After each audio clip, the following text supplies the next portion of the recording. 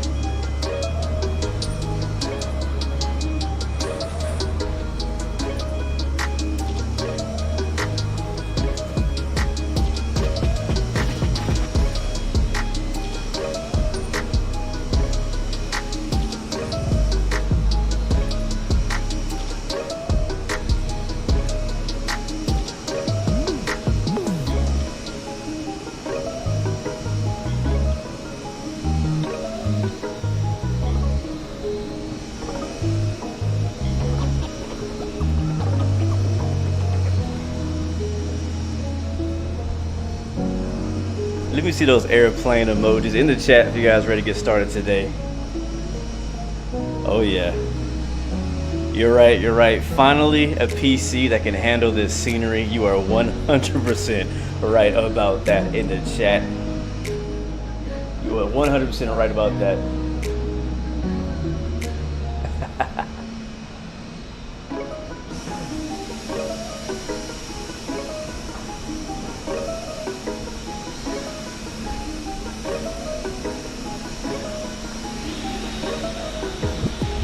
There it is. I see the airplane emojis in the chat coming through hot and fast.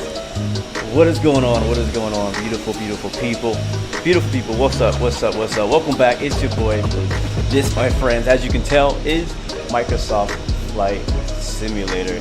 And we're at Newark International Airport in Newark, New Jersey. Yes, this is Jersey.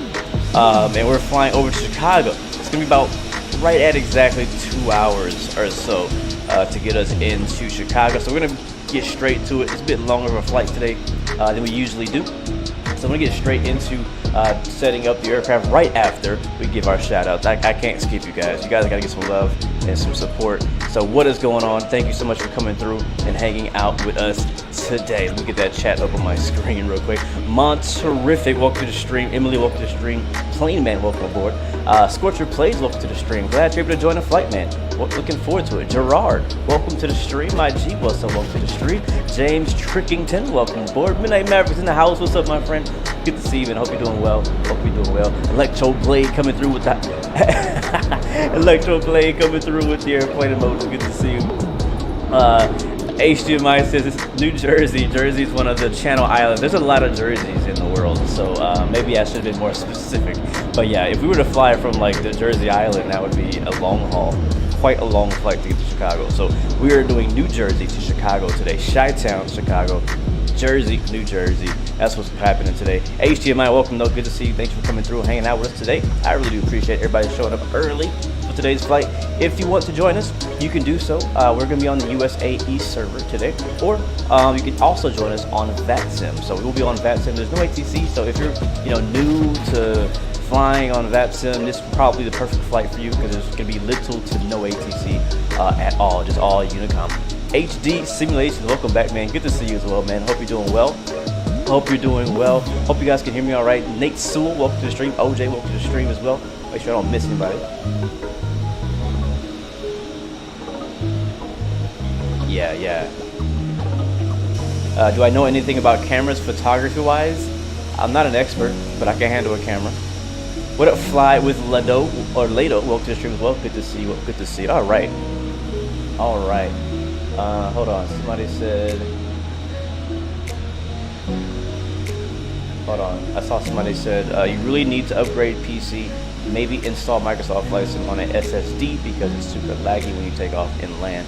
Yeah, I definitely recommend to run Microsoft Flight Sim on an SSD drive. You absolutely have to do that. Yeah. I wouldn't do anything otherwise. Definitely. Matter of fact, my boot up times are so much faster than they used to be. And honestly, even on the old PC, I was still running an SSD. It wasn't an M.2, it was a regular SSD.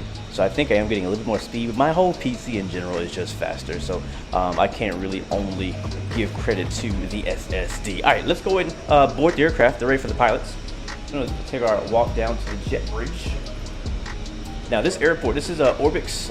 Is it Orbix who made this airport? I can't remember who actually made it. It might be just Wiki or somebody. I'm not sure. But it's on the Orbix store. And this is the Newark International Airport, KEWR. Oh, that's legit. That jet bridge is not perfectly aligned. But it's a very well made airport. It's very accurate. It looks really good. It has a lot of really cool interiors and stuff like that. But if you don't have a strong enough computer, it's not going to be able to run it too well. So just be aware of that. On the old computer, it didn't do anything. I couldn't really get to work too well on the old one. Oh, look at this. This brings back memories right here. Yes, Sasha on Vatsim. Yes. I thought this plane was going to have the United interior, but I think I downloaded a different livery. That's all good. No gear, welcome to the stream, man. Good to see you. Did I set active pause? No, I did not, Nuki. We are live time, live weather, live everything right now. And then up to the cockpits. So, we here. As I said, guys, if you're just joining us, we are flying from New Jersey to, or technically New York, but Newark, New Jersey, which is just outside of New York. Matter of fact, if we go to the outside view, just real quick, we can see. Can we see it from this side of the airport? Yeah, so there's the big shipyard over there. If you're from Newark or from this area, you definitely recognize those cranes. Hard to miss, very hard to miss. Then to the left, we should see. Oh, there it is. It's kind of foggy, but there it is. There's New York City out there in the distant fog. We got, right now we're on Vatsim, but we're also using FSLTL traffic. So a lot of this traffic is probably that. My FPS right now is probably like 30, to be honest. Let's see.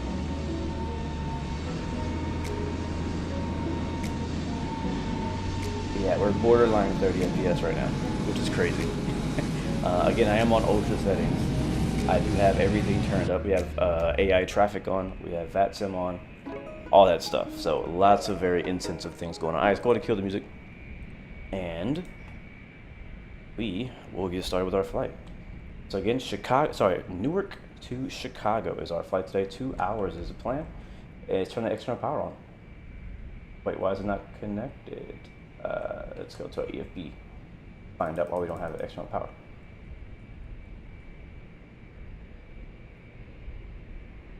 Reason you're asking, because you're getting a Canon EF70 200mm. It usually goes for like 1,300, but you found one slightly used for 450. That is a steal, man. Yeah, go for that. Unit mismatch. Please ensure fuel units are ordering in the match aircraft site. I think it's probably asking us to switch this over to, it should be in pounds. Let me make sure that I filed the flight plan in pounds. Yeah, we're in pounds, so make sure we're in pounds here. I think it's units. Yeah, we're in meters and all that, so feet, pounds, and we'll put that, yeah, so that's good. Back over to my flights, and we'll re-import that, just to help us out. I didn't set a departure time, so we're just gonna, can I change it? Yeah, I can. What time is it right now?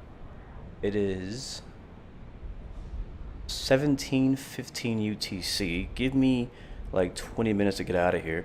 So we'll go with like 17:45, something like that, 17:50. We should be able to get off before that, but we'll put that on there.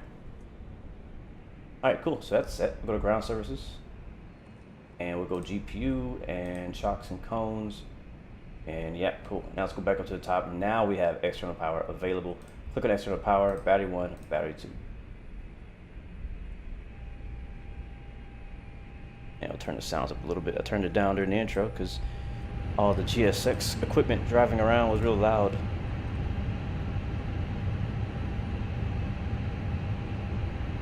Yeah, it's expensive, man. It's expensive. Might want to wait for that.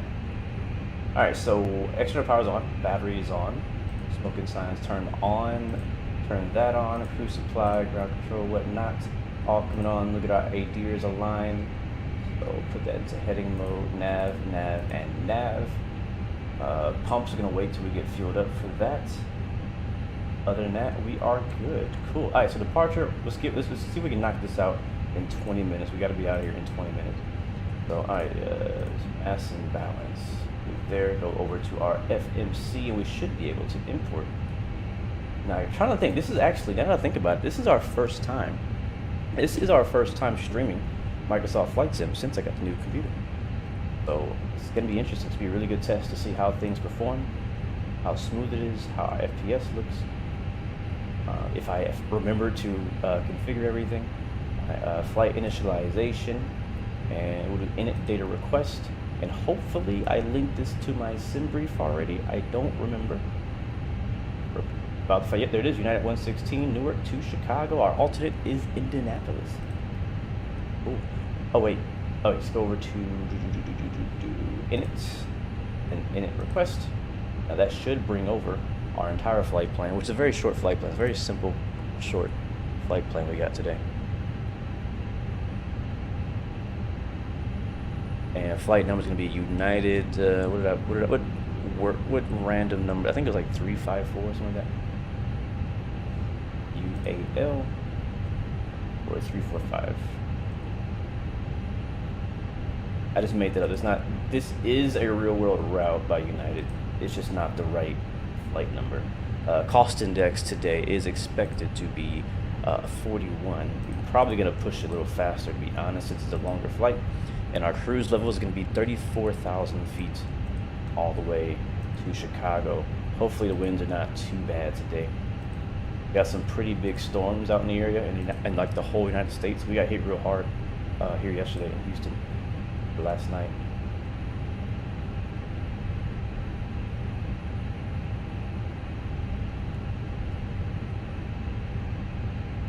And all right, that's good to go. Let's go over to our, I don't know, I'm not sure, what is your favorite EFB in Flight Sim? Let me know in the chat. If you're a flight simmer and you've used them all, what is your favorite EFB? Is it the Zebo EFB, or like, you know, iPad? Is it the CRJ? Is it the Fenix, the fly-by-wire? I'm saying, who else has an EFB? The Mad Dog? There's a lot of people producing EFBs. Which one is your favorite? Most efficient? I think my favorite, honestly, is a fly-by-wire EFB. I think is my favorite. I like the Fenix, but I think fly-by-wire is slightly better. All right, what am I doing here? What am I doing? We gotta pay attention. Oh, let's get boarding. We should probably board. Load aircraft. Yes. We'll do fast. Or I should have did instant. Can I do instant? Instant. Thank you. Cool. Alright, boarding's complete. That was quick. Alright, zero fuel weight is 97. It's still moving. Hold on. It's still moving. I'm not sure what it is. You know what happened? Let's see. Hit reset all. Oh no, I think I have to re-import it, don't I? Yeah, I do. Okay, we'll redo it. Fly-by-wire, PKG says. Electro Blade, you're in a tornado right now. Like a real one? Oh, tornado warning, gotcha. Or watch, yeah. Be careful, man. Don't get caught up in that. Don't mess with those tornadoes, man, for real. Alright, so reset my time again, 17:45. And we'll hit enter on that. Let's see. Alright, now we can go back to mass and balance and we'll do the instant load. I think I messed it up when I chose fast time and then I hit instant because it still tried to board us like in real time, which is not what I wanted. So there we go. Now our zero fuel weight is actually set. So 1.3, we'll say 132 even. So I'll put 132.0, and then we're gonna put in our CG slash 0.0 and we slash 29. There we go. And our block fuel for today's flight is, let's see, fuel tanks planned and in tanks 19.6. Let's go with that. 19.6. Oh, there we go. And that's all done. Cool. So now let's go ahead and just make sure our flight plan is good. So we'll be leaving Newark on runway 04 left, no departure. Probably like I'm pretty sure like Newark has its own departure or something like that. We'll probably use that. Yeah, pull up my Navigraph. I mean, I love the Navigraph charts, bro. Like, I feel like whenever I do my real world flight training, I know it says I shouldn't use Navigraph, but I probably will definitely use it to help me, even with like maybe some flight planning and stuff like that. Alright, so 04 left. What I said, and yeah, there is a Newark 4, so we do Newark 4. It's basically a vector departure out, and then that's good to go. So we'll probably leave that as continuity there and go direct to Cote into Chicago. Our arrival into Chicago is going to be the the Windy 2, runway 09er left. Let's see. There it is, Windy 2. And via Emma. I think I selected an insert. There we go. I probably should make this camera a little bit closer. Indiana is in the gulag right now? Why do you say that? Does Navigraph actually use acceptable charts? What do you mean by acceptable? Like, are they good? I mean, yes, they're good. You're not supposed to use them for real world use. It's only meant for flight sim. But I'm pretty confident if you compare them to, like, you know, for flight, it'd be pretty much the same. Hold on, give me a second. Let me let the dog in. Because he's going to be yelling.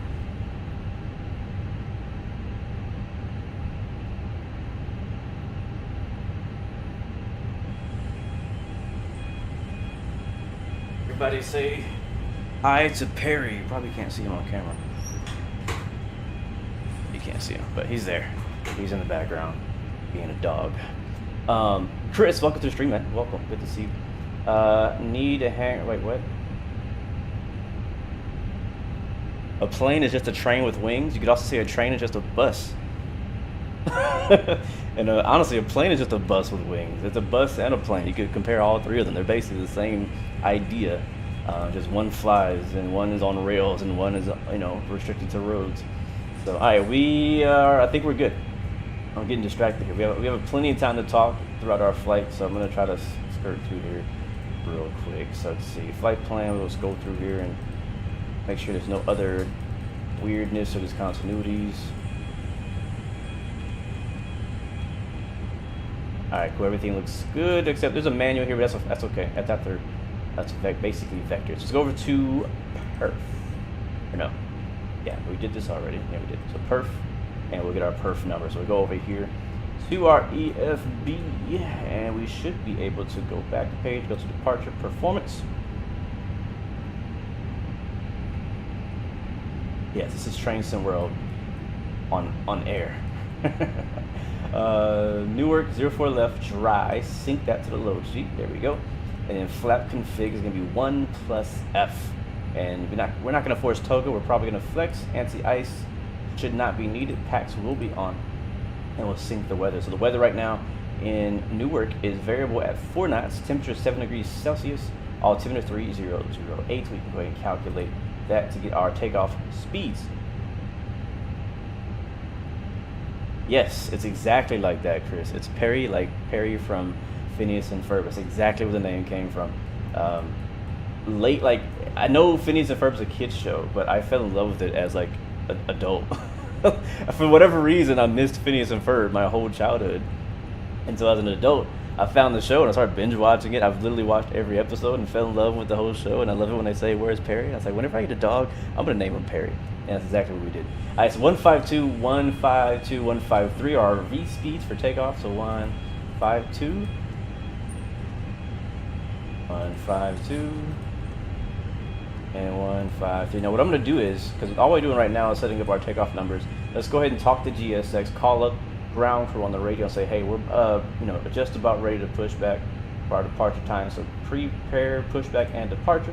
So in real life, at least at the company I work with, we usually connect the tug, like the pushback truck, like right after the plane comes in. So after we marshal the plane in, we chalk the wheels, we cone the aircraft. Once we get started servicing the aircraft and the engines are off, we bring up the pushback truck and go ahead and connect it to the landing gear. You don't have to do that. Every company doesn't do that. That's just the way that we did it. If we had the time, and the people, we would go ahead and connect it, mainly to avoid any type of like tail tipping over, which I have seen before. I know that A320s are not supposed to be, doesn't usually happen for them, but it can. So, but once we're done with servicing the aircraft, all the bags on the plane, we're just waiting for check bags and stuff like that. Basically, we're just down there, waiting for the plane to push back. Everything is ready to go. So DN, hold on. I think we're gonna be pushing back L to the left.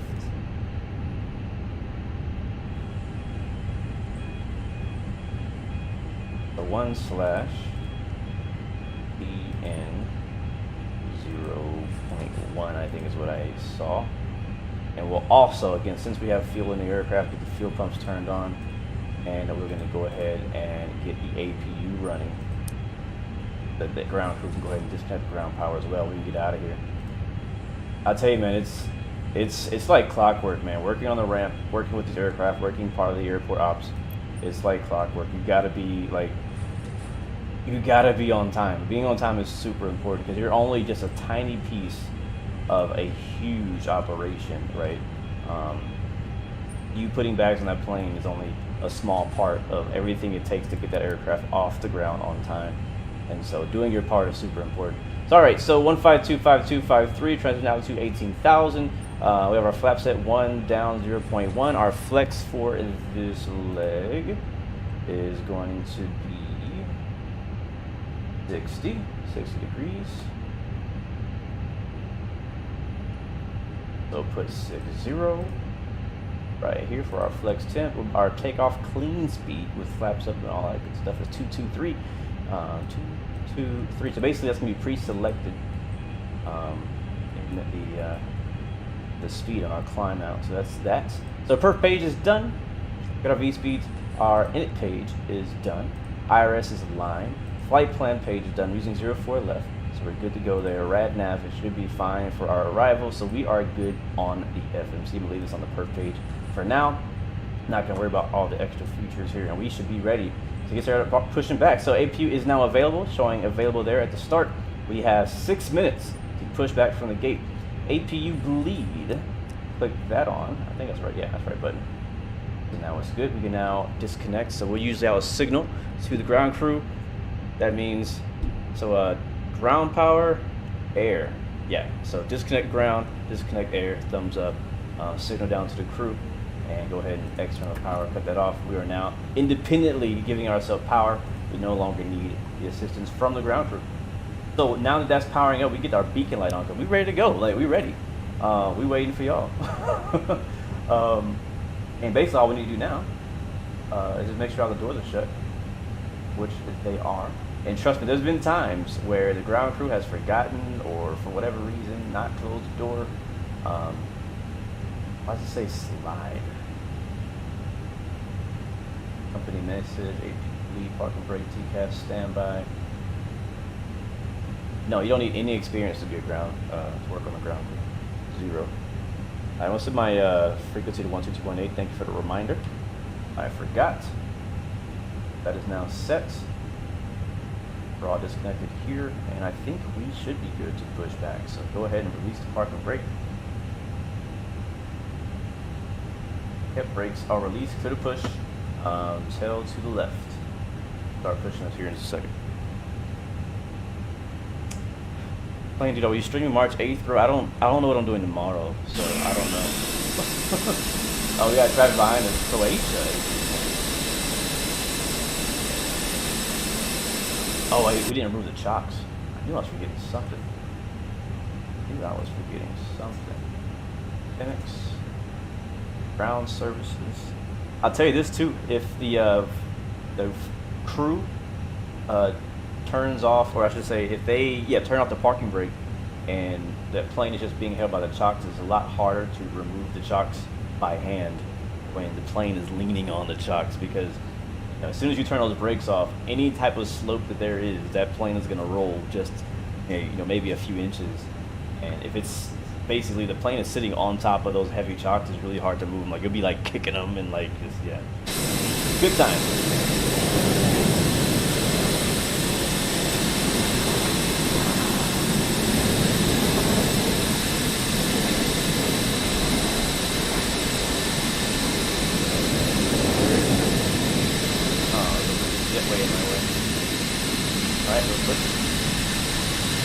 Usually we stream, lately we've been streaming Thursdays and Fridays. If I can, I'll stream earlier in the week, but I can't make promises, you know what I mean? Alright, so he's doing the walk on that side.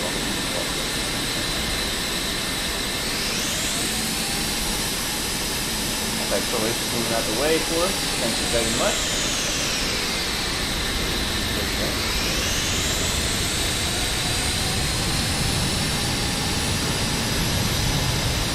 Hurry.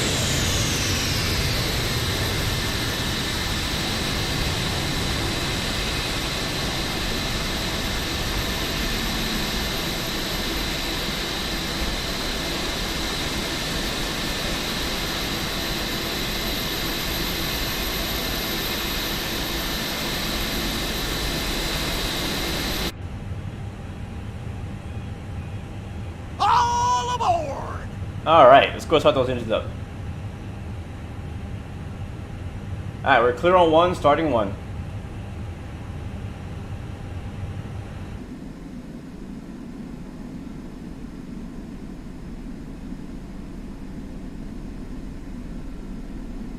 Brake set, clear disconnect, show us the pin.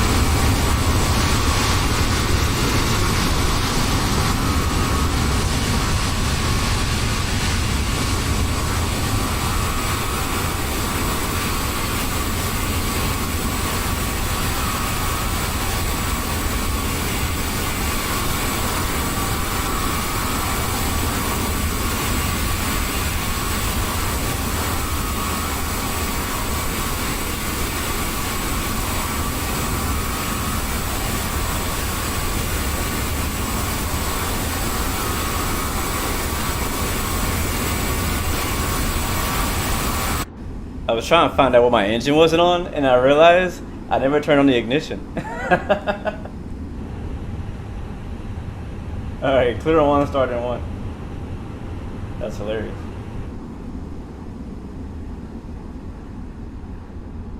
And yes, it is very loud out there.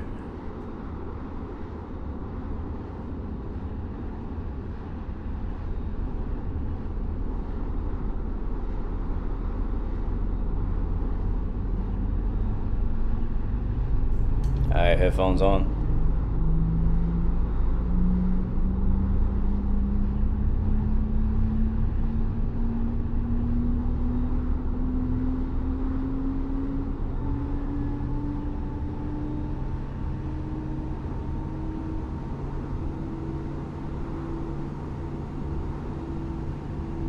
Alright, we got one good engine. We're gonna taxi out with just one engine, flaps set to 1.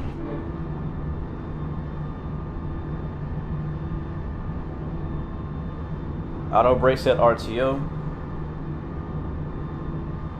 Good morning, B3 burner. Good to see you. Abigail, welcome to the stream. Alright, flight control check. Alright, beautiful. Let's get out of here. Make sure my push-to-talk is working on Vatsim. I think last time I flew the Boeing yoke, which means that my push-to-talk might not be working.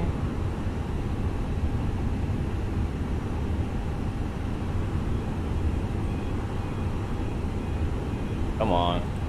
There we go. Apply. Okay. Alright, brakes off. Let's go.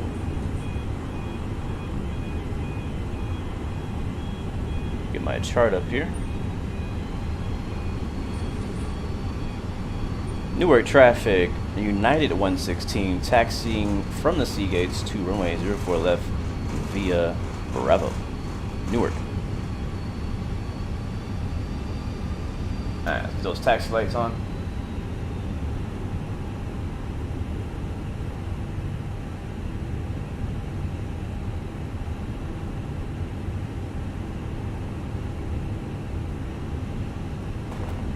Now, no, I'm not following the correct single engine procedure.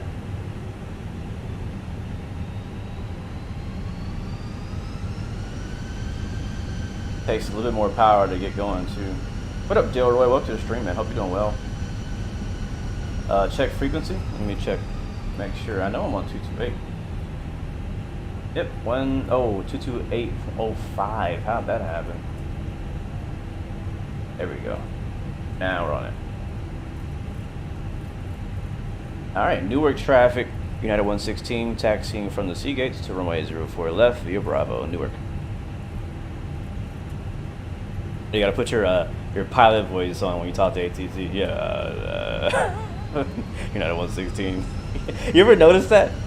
Every person, I think, not every person, but like 90% of people that I see live stream or even just on Discord, whenever they talk to ATC, their voice completely changes. They're like, yeah, did you see that race last night? And it's like, United 116, 36 right, clear takeoff. Like, you know what I mean? Like, it's hilarious. Ah, traffic. 777, make way. Or 767, sorry.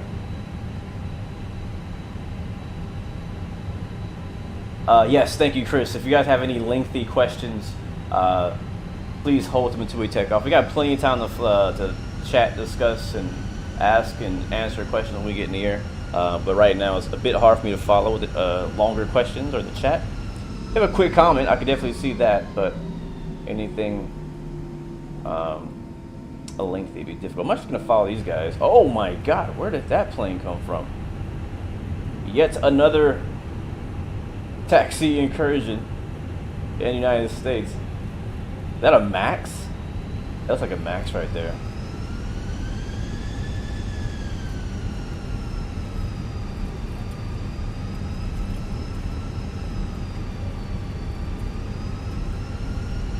I wonder if we get any kind of ant in the back. Probably not. Yeah. Oh, yeah, we are. Listen.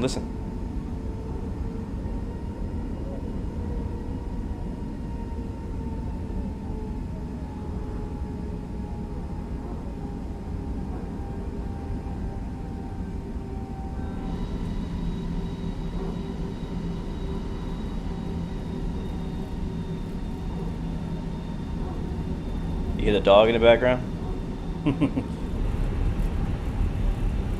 Alright, see if Toby eye tracker was gonna work for me today. Oh, yes it is. Alright, got an Emirates, or no, what is that? Never seen that before. Ooh, an A310. We need to fly that soon. We need to fly that soon. Traffic, United 2113 is taxiing to the wrong runway, going to be pulling a U-turn on right here. Can you guys hear that all right? So, you want to know something funny? I posted, hold on, let me freeze this. No. Hold on. Yeah, so if you haven't seen already, I posted a video a couple days ago of leg 1 of the Formula 1 World Tour that we were doing, flying from London to Bahrain in the 777. And so initially that video was supposed to have ATC audio. I actually had ATC for the majority of that flight, surprisingly. In London I had ATC departing, and then we had ATC all the way through Austria, Hungary even. We didn't get any ATC in Bahrain, but we did get ATC throughout a lot of that flight. And I was talking to them. I got IFR clearance, everything. And I went back into my recording and I noticed that I freaking didn't have the ATC on for the recording. So it was like muted the whole time. I was like, crap. So I cut all that out. So, but it'd be nice. It was really cool to have ATC for that flight. I'm not sure what's going on with that terminal. It's just gates and nothing else. That's kind of weird. I was going to follow the flow of traffic here as we go up to 04 left behind these 737 and 767. Let's check to our left. There's been a lot of traffic departing this morning in Newark. But technically it's noon, I think, here. Yeah.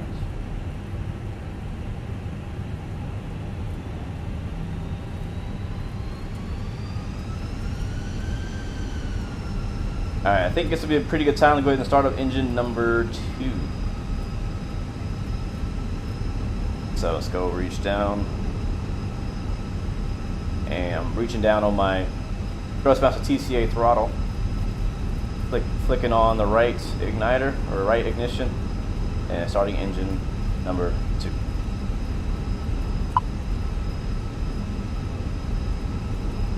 Come on, Toby. What you doing, Toby? This A320 is just all over the place, isn't it?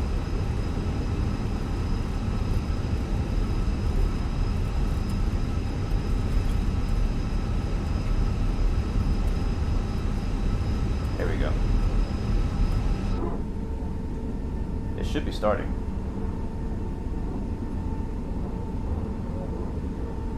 Stop it! No! Go away! It literally froze my controls when that pop-up came up. I couldn't control the plane anymore.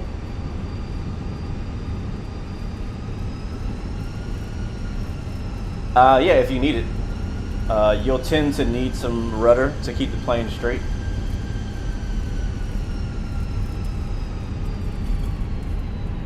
It's very common though. You'll see it all the time.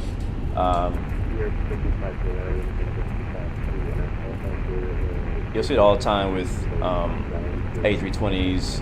I think 737s do it from time to time. A lot of the CRJs and E-ATX do it like all the time. Just save some fuel, especially when there's a lot of traffic or a long taxi. I mean, think about it. If you can use a couple $1,000 pounds of fuel just in a taxi. Just taxiing. Alright, we guess we had an F-18 escort ahead of us as well. We're getting a little warning message here. Let's find out what that's about. Engine 2 is not on. That's not good.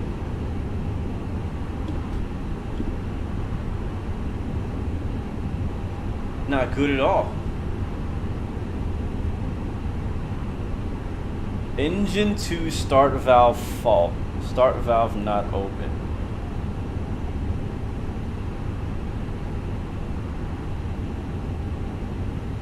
Try it again.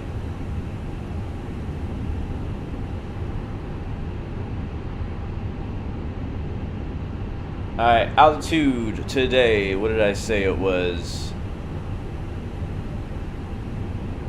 34,000.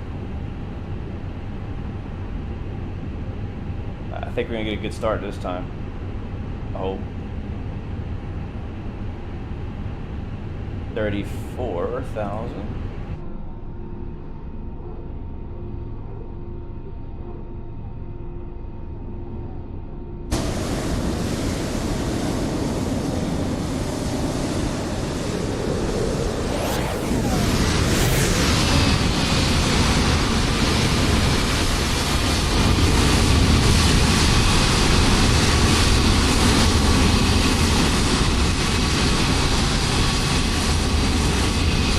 That doesn't look good. That doesn't look good. Uh-oh. Oh, you know what it might be? I think I might know what it is. Because we're not using the APU to start, I'm gonna pull over here. Because we're not using the APU, we're gonna need to use air from the left engine. Kind of like a crossbleed start, you know what I mean? How many FPS do I have right now? You know, I don't have it like on the whole time, but last time I looked, it was like right borderline at 30, which is crazy. But again, I have everything set to ultra. I have AI traffic turned very high, which just shows how demanding flight sim is, even with a 4090. And like basically, what's top of the line today can barely, I shouldn't say barely, but can run 30 FPS in this, you know, in New York City with all this stuff turned on. Alright, we're gonna try starting it again. What are you doing?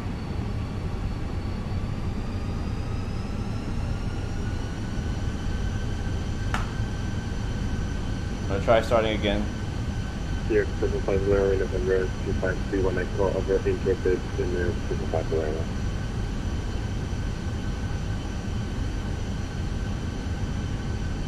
Alright, let's try it.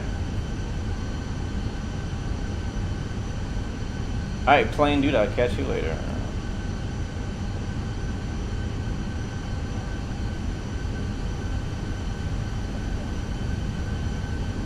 American 6 departing our runway 04 left.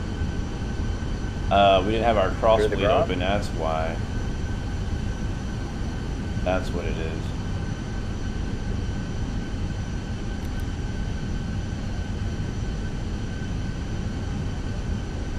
Engine 2 master off.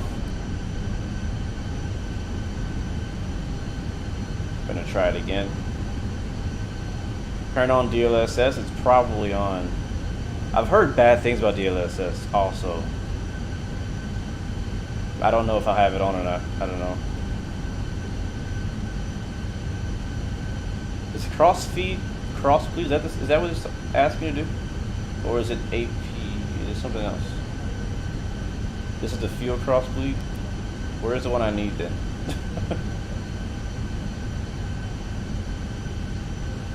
Where's engine crossbleed at? It's been a while since I've done below this. your air conditioning knobs. Below my air conditioning. Where's the No air? communications call. Is it this one? The APU bleed? Is that the engine bleed? Engine crossbleed? We'll try that. We'll try that.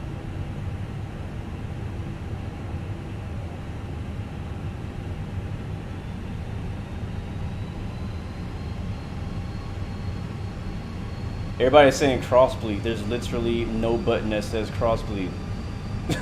There's crossfeed, and then there's APU bleed. I don't see a crossbleed button. Or maybe I'm just blind.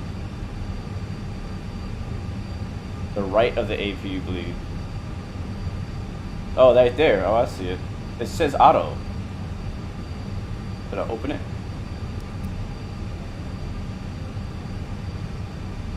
Now, would it be helpful if I go and look at the, is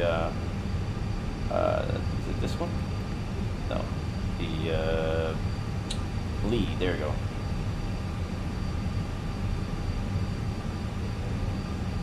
Alright, let's try it again.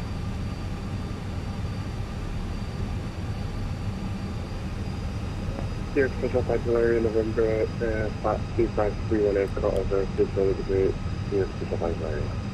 That looks better already. Looks a lot better already. Been so long since I've done a cross-feed engine start. I should have practiced this before I decided to do it once, a single engine taxi with no APU.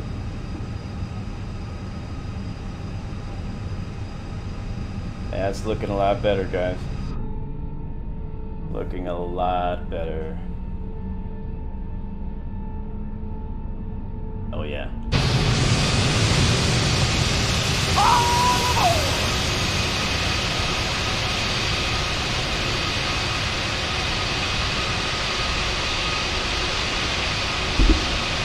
Yeah, I'd be worried if I was a passenger too. Anytime a plane pulls over, you don't know if you're actually going to go anywhere. Because honestly, in real life, it could have been an actual fault where like something was broken, and we had to go back to the gate, and that flight would get delayed or canceled.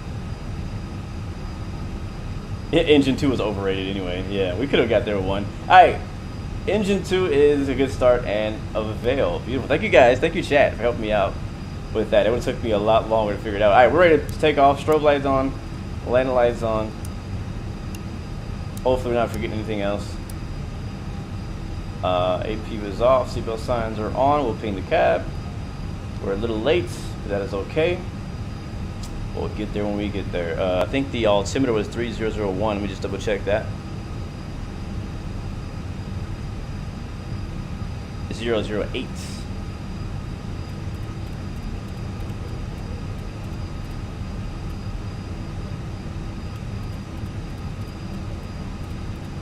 There it is. All right, we're good. Arm our spoilers. And we, my friends, are ready to get out of Newark. All right, so double checking all green, no blue. We do need to get our TCAS on.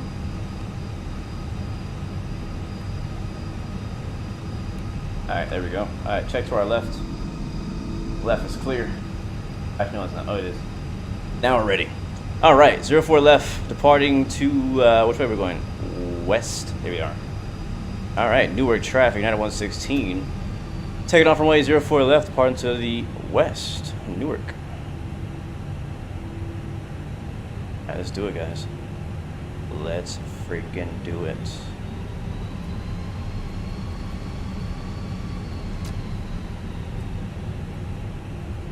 No, I was actually I was putting in throttle or engine power on the left engine while starting up the right engine. That's why it looked like one engine was good, one engine was bad. But we're good. They're both even now.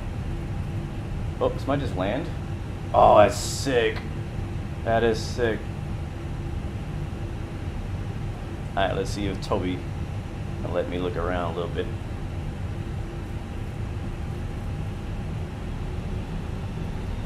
Yep, we got parallels coming in. Got another plane coming in on 04 right now. This is why I love having AI traffic, because in reality, there's like 5 people at this airport, and we're getting the whole airport experience right now. Alright, he should be touching down here in just a second. There he is. Actually, that's a real person. I think. I don't think that's AI. Alright guys, let's get it. Roll and start. Flex.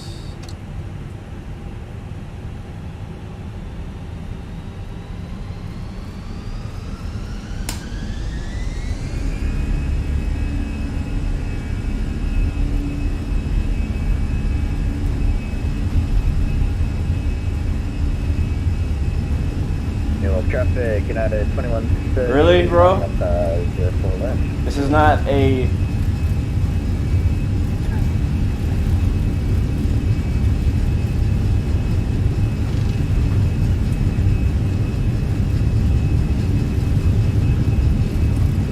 V1, rotate.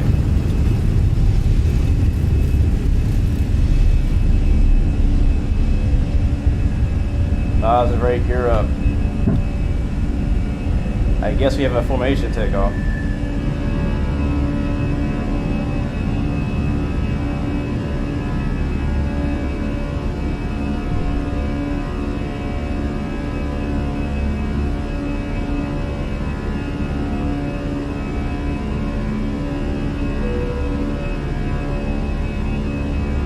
There is a train yard right there. Not sure which one. Oh, that's beautiful. Look at that. I have no idea where we're going, but I'm enjoying the view. Here we go, right. Oh, here we go. This is sick.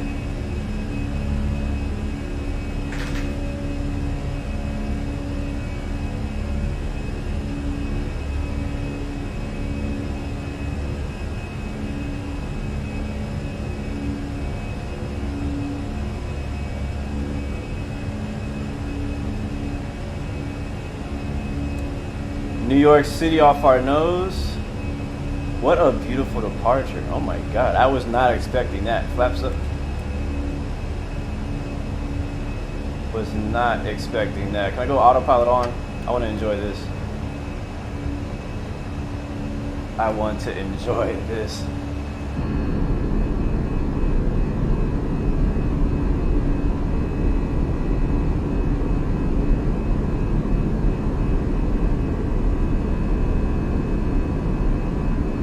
Traffic United 2113 is rolling 0 for left. There's a JFK off in the distance. Alright, let's go outside. We gotta take a look on the outside view. I gotta turn it down just a little bit though. Oh, look at that Manhattan. We were just there yesterday, man. We were just there yesterday on Train Sim World at New York Penn Station.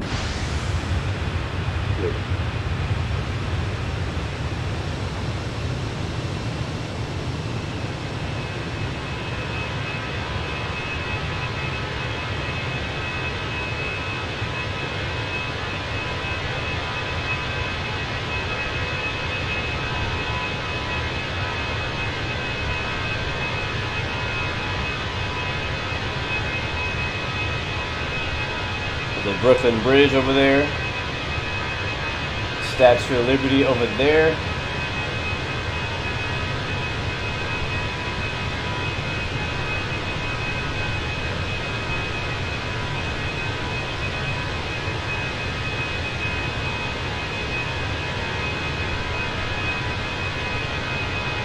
And then right over there is New York JFK.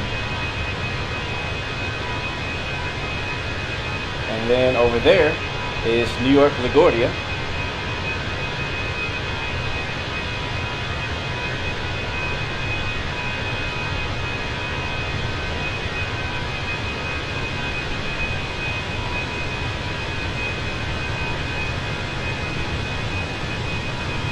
I'll tell you this much though, even on ultra settings, it's a shame that I can't get New York to show up like crisp from a distance.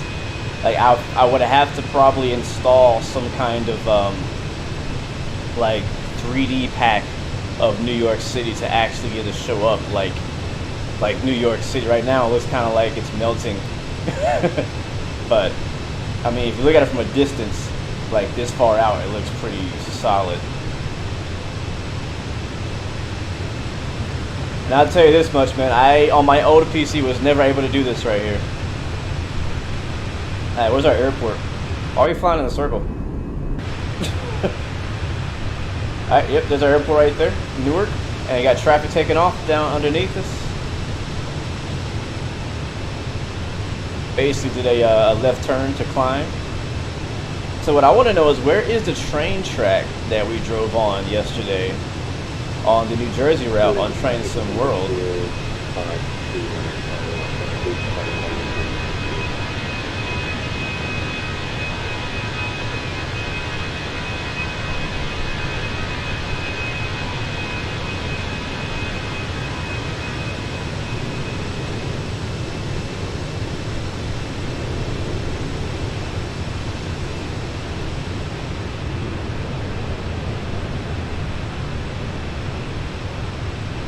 Alright guys, just enjoy the view right now. Just enjoy the view.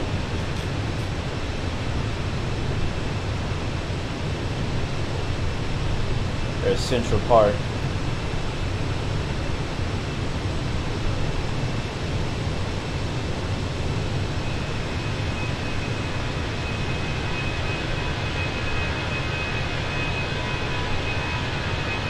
You know, that's a good question. Where are we going?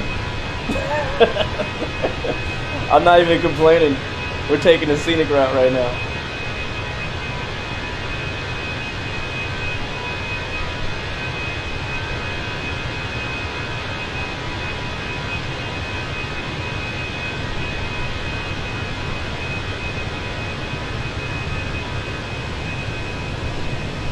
Bro, frames are smooth too, boy. Smooth. Alright, let's check on our flight, because we've been turning quite a lot of circles. Alright, let's just go direct to somewhere. Interesting. Go direct to Kote. Insert. And we'll go ahead and do this. And flaps are up. Back into lever climb. Alright, now the plane is going where it's supposed to go. We're passing 17,000 feet. Nice. Alright, let's go and go standard. Get that out the way.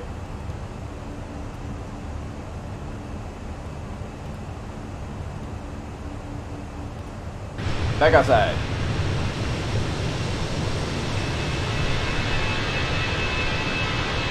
Alright, back to the views.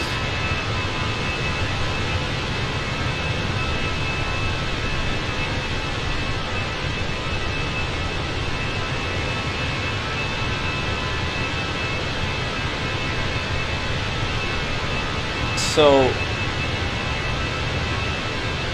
that little infinity turn we just did, I don't think that's a part of our departure, but I think it should be. That's such a cool departure. What's really cool is that every time that I've flown to New York in real life, I have tried really hard to plan for the right window seat to get that that New York view. Oh, there is another airport right there. Anybody from New York, New Jersey know what airport this is here? But I always try to plan for the perfect window seat so I can get a perfect view of New York as we depart. And it's kind of hard because you never know what the wind's going to be that day, what runway they're going to use. And in this departure, in this example, the right wing got some action, and then we flipped around, and the left wing got some action, which is pretty dope. So that's my kind of departure right there. That's my kind of departure. Teterboro, yes, Teterboro. Michael Medley, welcome back to the stream, man. Good to see you. If you guys are just joining us, we have just departed, obviously, New York City. We took off out of Newark, New Jersey, and we are headed for Chicago O'Hare. It's going to be about 2 hours, about an hour and a half away right now. But, man, I'm so thankful. I really am. I'm so thankful. I've always said in the past that I've always avoided flying in and out of New York City, LA, London, stuff like that, because my old PC, right now, this exact flight on my old PC, we would probably be getting 10 FPS, maybe 12 if we're lucky. It might be 5, might be worse. And that's on medium settings. And so right now we're on ultra. And I mean, I'm not sure if you guys spotted any, but I didn't catch a single stutter coming out of there. And we looped around New York for a couple of times. AI traffic is turned on, FS Realistic is on, PAC-X is running in the background. Obviously I'm streaming with OBS from the same PC, so I haven't yet split off into using 2 PCs for streaming. So I'm thankful, man. Thank God. Thank God. This 4090 I'm getting my money's worth out of this PC, that's for sure. Wow. So yeah, we are on our way. We're passing 20,000 feet now. Gonna zoom out our map. Climbing for 34,000. We'll probably start to see some overcast clouds, I'm guessing, going towards Chicago. Matter of fact, this will be a good time to show you guys what the weather looks like on the map, because it looked pretty darn threatening. So let me go grab the weather for y'all, because it looked pretty crazy. Matter of fact, it looks like we might get a little bit of ATC. Might talk to somebody on the way. All right, where's my overlay for the weather? There it is. All right, so this here on screen, if you're not aware, most of you probably know, but if you don't know, this is an application that's free called Sim Toolkit Pro, and it's having trouble loading the map for some reason right now. It was literally just working. Let's go to flight summary. All right, we'll use this one instead. So this is our flight from Newark. Look at this. Look at what we did. Yeah, infinity turn. Literally an infinity turn. We almost completed it and decided to go that way. Boston Center is online. That's what that green highlighted area is, just north of us. It's like Toronto departure is on, Pittsburgh approach is on, and this is that massive storm I was talking about. So right now we're kind of in the clear, but pretty soon we're probably gonna see like just overcast, and all of this is gonna be underneath us, and we might be descending into like the light part of it. I'm not sure what direction this is going. Look at this purple part, man. So I'm not sure if it's going north, if it's going west, east, whatever, but we should be clear of the worst part of this storm. And you can see this thing is massive. It's like it's kind of shaped like a dissipating hurricane in a way.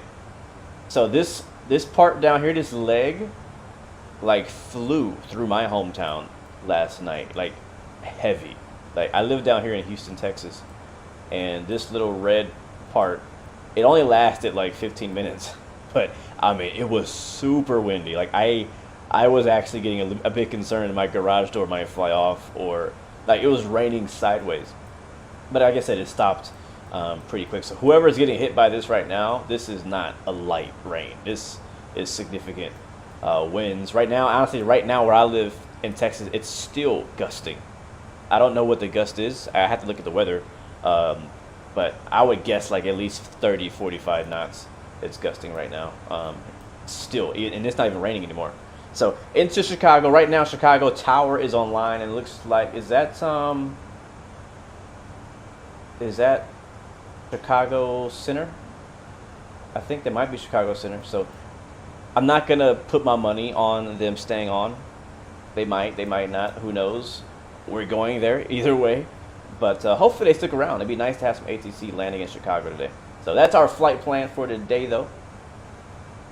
And you'll see right here at the top right, ETE is 1 hour and 14 minutes. And I'm going to try to take a shortcut at some point if we can, just to cut the flight time down, since we kind of got delayed on the ground, and then once again delayed taking the scenic route out of New York City. But so far so good. So far, so good. Probably cruising already. Are we cruising yet?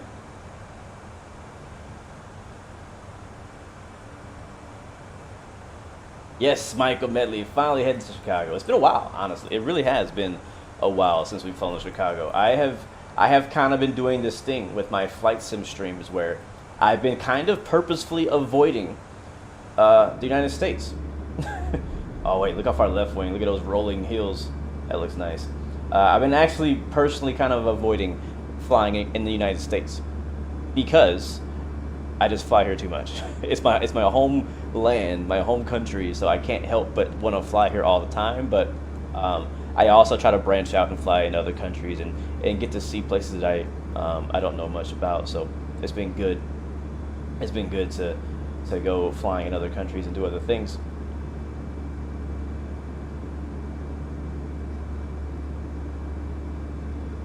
Yeah, we'll fly through it for sure. We'll fly through some of that storm. But yeah, man, we talked about it yesterday, and yesterday's live. 116, can you let me know your indicated airspeed? Stand by. Our spoilers are on. We probably should clean up the plane. We're still climbing through 28,000, but our indicated is... Wait, our 388? Yeah, 387. United 116's at 387 knots ground speed. Copy. 300 knots indicated. Let's get the land lights off. Completely forgot to do that. Yeah, I just got a TCAS for you, so that's slow down.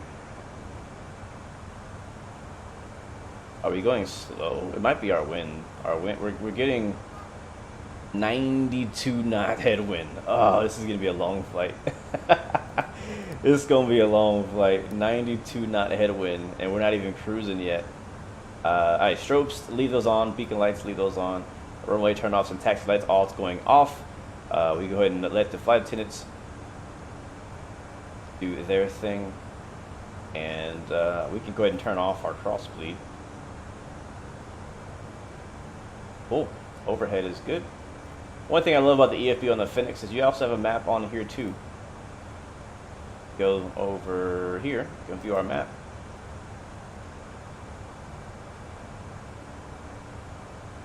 And there we are. Give us an ETE? Not really. It tells us how far. That's about it. You have a honeycomb alpha yoke. You're trying to figure out the sensitivity settings for the yoke. Yeah, I honestly can't help you. My honeycomb yoke, when I use it, I haven't changed anything. I use all default settings. It is definitely sensitive though on the pitch. That's for sure. It's definitely sensitive, but I haven't changed it. So I'm gonna hold off turning off the seatbelt sign until we get past this low layer of clouds. So far it's been smooth, but it might get a little bumpy here in a little bit. You want to head to Japan, Medley, in the 777? Oh, wait, yeah, that's cool. Yeah, I'll definitely be flying up to Japan later this year. As some of you know, we're doing the Formula One World Tour. We just started it this week. I finished my first leg, which was London to Bahrain. It's about 6.5 hours on average. It took me just under 6 hours to do it, and I posted that video online already. But if you guys don't know what the Formula One World Tour is, basically it's us simulating, transporting drivers, equipment, tires, cars, anything that it takes to complete a race weekend. We're simulating, porting it all over the world from race to race. So the Formula One race season starts this Sunday. Matter of fact, it's already started. Technically, practice was today, and then qualifying will be tomorrow. Oops. And so yeah, so the race is this week. But hey, if you're late, you don't have to stick with the schedule.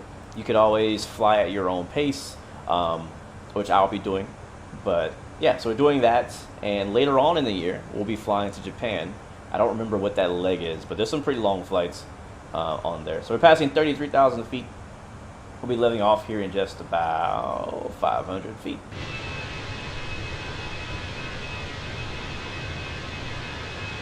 Yep, I got traffic behind me now.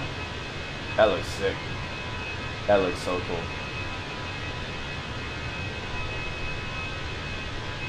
What's up, Edu Zach? Welcome to the stream, man. Welcome aboard. Wow, you can even see when he turns. You can see his contrails turn. So, it's been a while since I've really flown with traffic on Vatsim. And from what I understand, one of the latest updates for Vatsim added the wake turbulence. Is that true? Have anybody in chat actually experienced wake turbulence?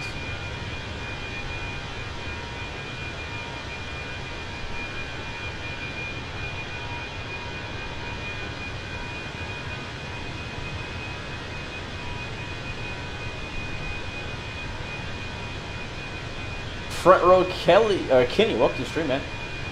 Yeah, I'm glad you're able to make it.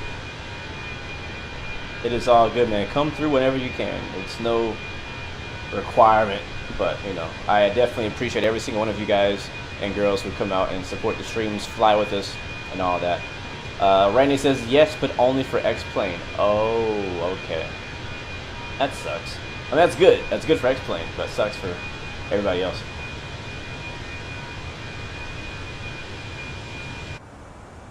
All right, we're cruising. So you know what time it is. Turn some cruise music on so we can vibe out. I'll let you guys get a quick update on how far we are and all that fun stuff. All right, vibes are on, and we are 1 hour and 12 minutes away from Chicago, give or take 20 minutes. Beautiful. Cool. Cool. Cool. Well, guys, we're freaking back. We're freaking back, man. Like, we're on Microsoft Flight Sim doing this right now. This is cool. It doesn't feel like it because I've been, you know, we've been flying on this PC now for a few weeks, but this is the first time I've officially done a live stream on Microsoft Flight Sim with the new 4090, and I am definitely impressed. What is our in-flight snack? That's a good question. Who wants to volunteer to be our in-flight flight attendant?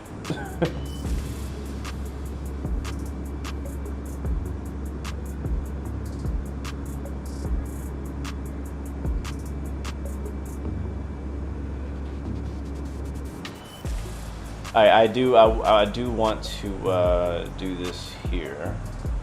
Let's speed up a little bit. Yeah, we do have traffic right behind us. We want to keep our speed up.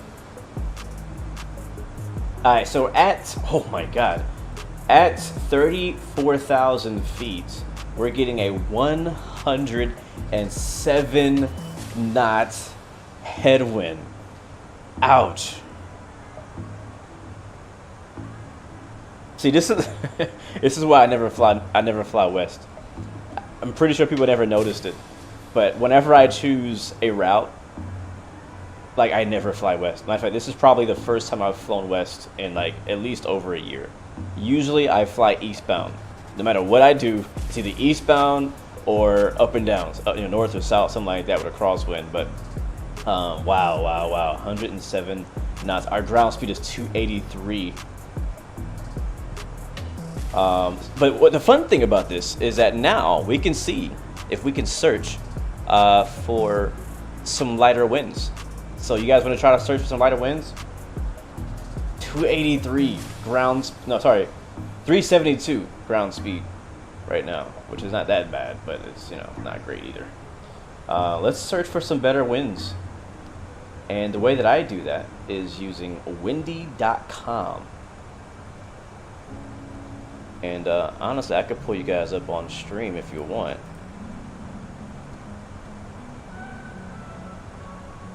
I've been using Windy for a while.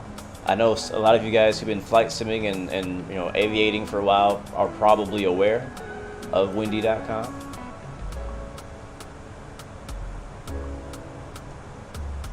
And hold on, let me bring you guys over to my monitor.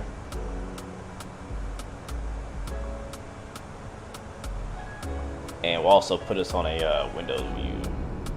Oh yeah, what about left side? We'll do right side. Right side.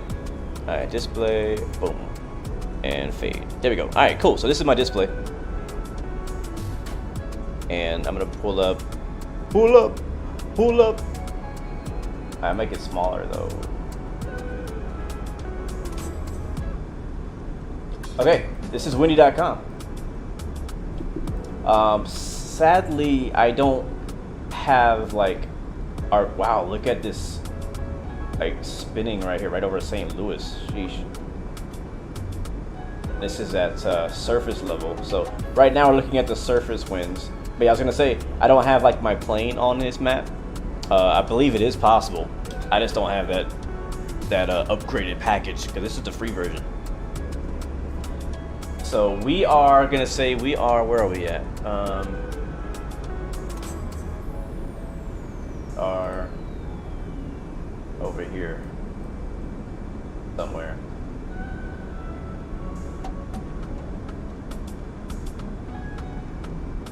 Yeah, we're like over here, like near Pennsylvania, almost Ohio maybe. If I change my surface winds, or if I change this to like, let's see. But this is the winds at 45,000 feet and 30,000 feet. So if I click on the general area of like Binghamton, we have 87 knot wind. So that's below us at 30,000. Yeah, I think we're over here. So you see where it's like 98? I think we're in this area somewhere.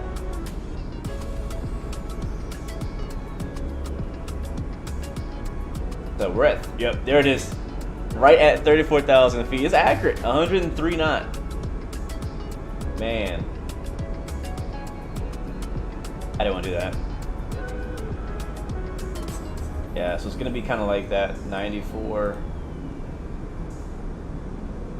I think our flight plan does take us over Lake Erie. So it's going to die down a little later, but it's still quite windy. Wait, there's an Angola, Indiana? That's cool. Angola is a country in Africa. So if we go higher, that's at 39,000. How bad is that? Oh, that's worse. Yeah, if you climb up, bro, it's gonna get worse. 122 knots, 117 knots.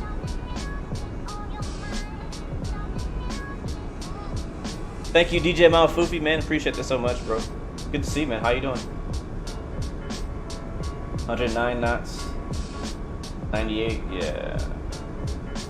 So honestly, if we want to get better winds, we should descend. And that might not help that much either.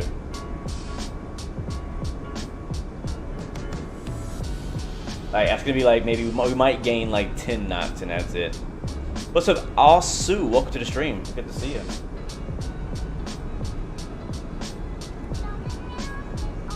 Alright, let's switch over to the rain view.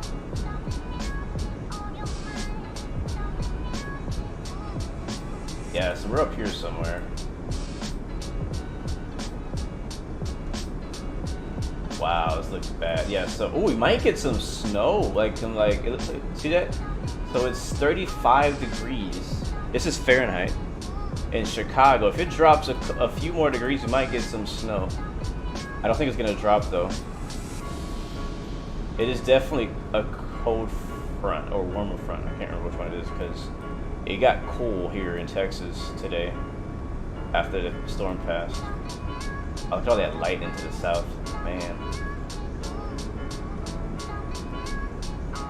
Wow, wow.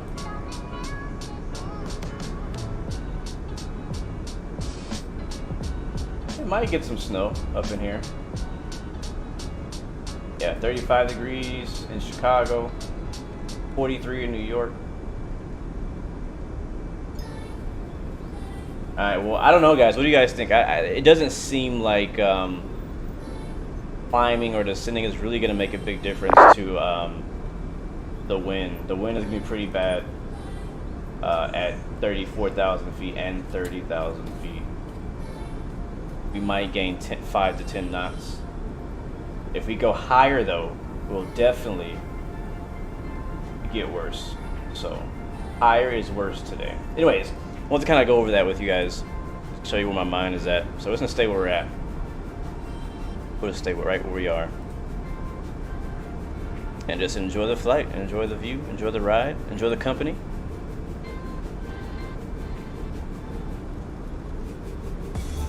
Jonathan Smith, it's your birthday, bro. Happy freaking birthday to you, man. Happy birthday to you, bro. Matter of fact, chat, join me in saying happy birthday to Jonathan Smith in the chat. Make this guy feel special. Make him feel happy. Sorry, make him feel welcome here in the Blue Games YouTube channel live stream as we fly from New York to Chicago. Alright, let's turn the seatbelt signs off. It's pretty smooth.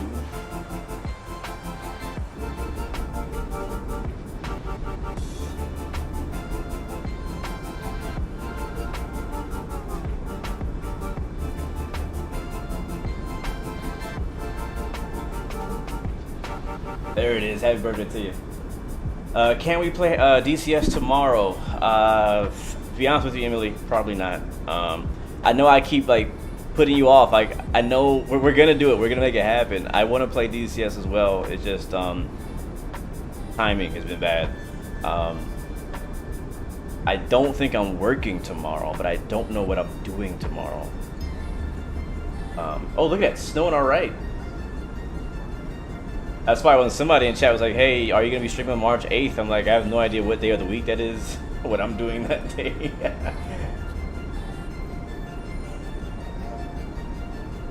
Actually, I do know what I'm doing tomorrow. I just remembered I have a meeting in the morning.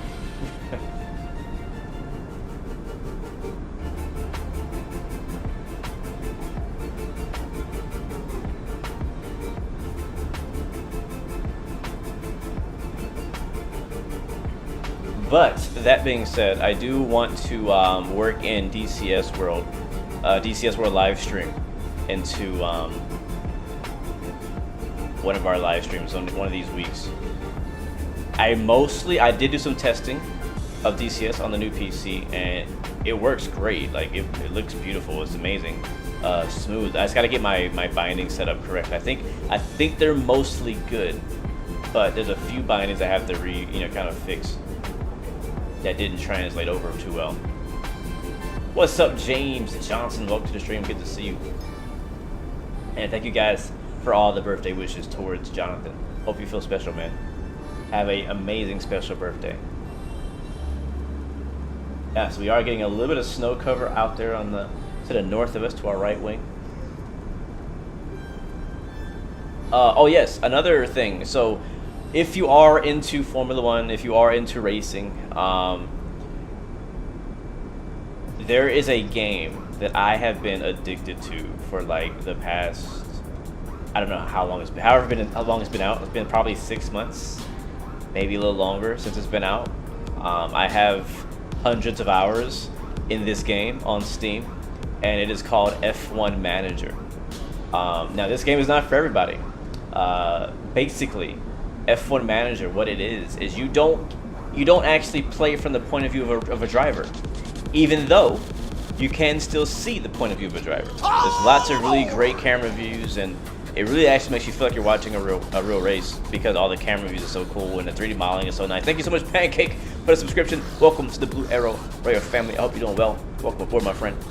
But anyways, point is, F1 Manager is going to have a free weekend this weekend, probably starting today, since it's technically the weekend, since it's Friday. So if you're interested at all in racing, like management, like if you ever played F1 22 or F1 2019, it was like, man, I wish I could do a little bit more like team managing, like firing drivers, hiring drivers, developing the car, race strategy stuff. Like all that is in F1 Manager, and it's the best racing management game probably to ever exist. It's not perfect. It still has its little issues and quirks and things like that, but for the most part, it's a complete and so much fun game. I personally started off with the Aston Martin F1 team. I think whenever you start a new career, it starts you off in the year 2022. I started off with Aston Martin. They sucked. They were like the worst team. And now I'm in the season 2025. I have a whole new driver lineup. I fired Vettel. I fired Stroll. My first thing I did. I fired the like literally everybody except for I think the race engineer. Built a brand new team, and now it's the year 2025, and we're racing for a championship. So it's a lot of fun, but just want to put that out there. That game is gonna be free this weekend, so you give it a try. And if you like it, I'm sure it'll be on sale. And if you don't, delete it. It's that simple. It's that simple. So yeah.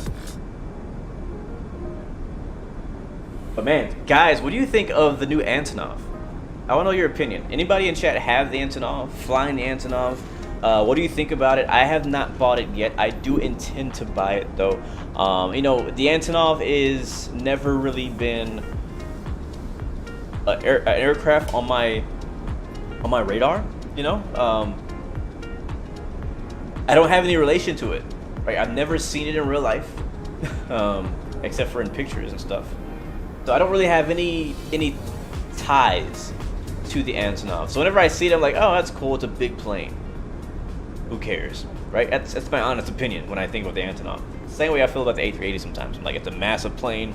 If it was at an air show, I'd probably go look at it and be like, man, it's a massive plane, and then walk off and look at some F-18s, you know? But INI Builds has built a Antonov 225, I believe, which is I think the largest cargo airplane that currently exists. And obviously it was destroyed in the Ukraine war.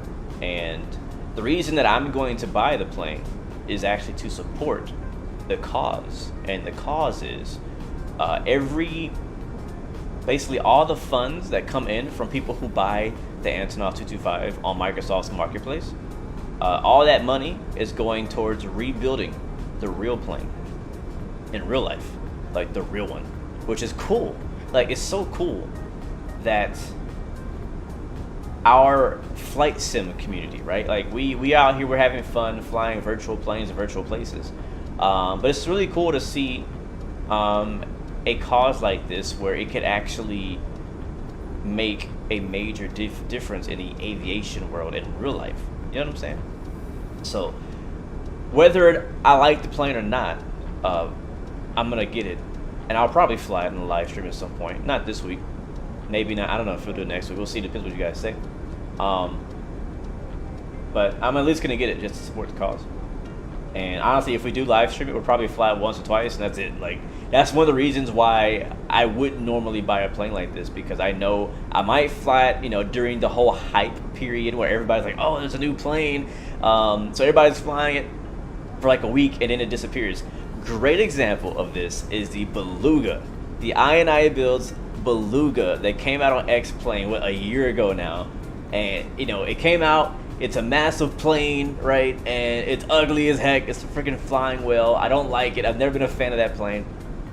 And everybody super excited about it, right? Because it is a good plane. It was a great quality pay-wear aircraft.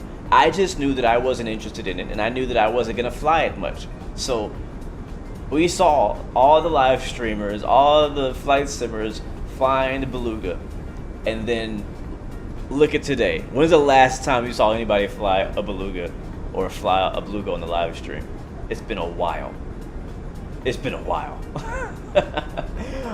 And so, like, in a case like that, man, be smart with your money. Seriously. Like, there's some planes that you know, like Fenix A320, bro, I've gotten my money's worth out of this plane. I fly it all the time. The PMDG, I fly it all the time. The A300 that I got for X-Plane, I flew that all the time, you know. But when it comes to certain other kind of specialty planes, unless I personally have a passion for that plane, a large interest in that aircraft, I don't see purpose for me to buy it with my own money. Now, sometimes, you know, I get blessed and developers may send me something for free, and I get to check it out and try it out and, you know, give my honest opinion on it. That's a different story. I'm obviously going to try it out because I didn't pay for it. But when it comes down to using my own money to buy things, I gotta get my money's worth. I'm not gonna buy something I'm only gonna fly 1 or 2 times. You know, I'm not gonna buy even the same thing with racing and racing sims. I'm not gonna go buy a race car or a racetrack that I'm only gonna drive or race on one time, 2 times, or for 1 week, right? I want to have something that's gonna be long lasting. You feel me? Yeah, you need a whole squad to operate that thing. Did I hear the A220 is coming very soon? They posted an update on Discord. Which A220? Coming soon. I did not hear. Look at that little airport.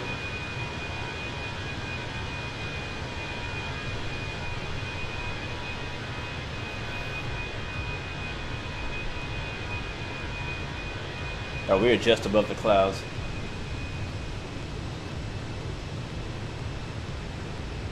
But I think we're getting close to that storm I was telling you guys about, like that outer edge of that storm. You see, there's a little bit of snow here and there to the northwest to the right. Synaptic simulations, really, are they almost done already? Yeah, we've been waiting for that for a long time. And I am personally really looking forward to the A220 for Microsoft Flight Sim. I have been looking forward to that plane for a while. It's kind of a interesting looking plane, but it reminds me of like an A320 Neo in a lot of ways. It has massive engines. It seats about the same as an A320, and it has a very unique sound. I keep saying anybody who decides to create an A220, if they don't get the sounds right, I'm gonna have to call them out. I've had the pleasure to be able to be on the A220 a few times, and I worked I didn't directly work with A220s on the ramp, but the gate that I was usually at was next to a Delta gate, and Delta uses a lot of A220s, so I got the chance to hear them all the time, and I love how they sound. They sound like whales. Like they literally sound like whales when they start up, and when they put the power on. It's just really cool.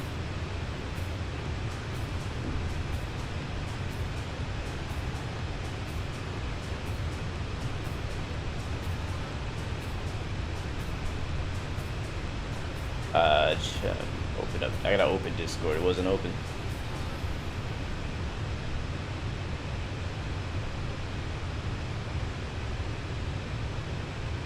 Oh, Robinson, sorry I missed your comment earlier. We're using the Orbix Newark. I don't know who made it, to be honest.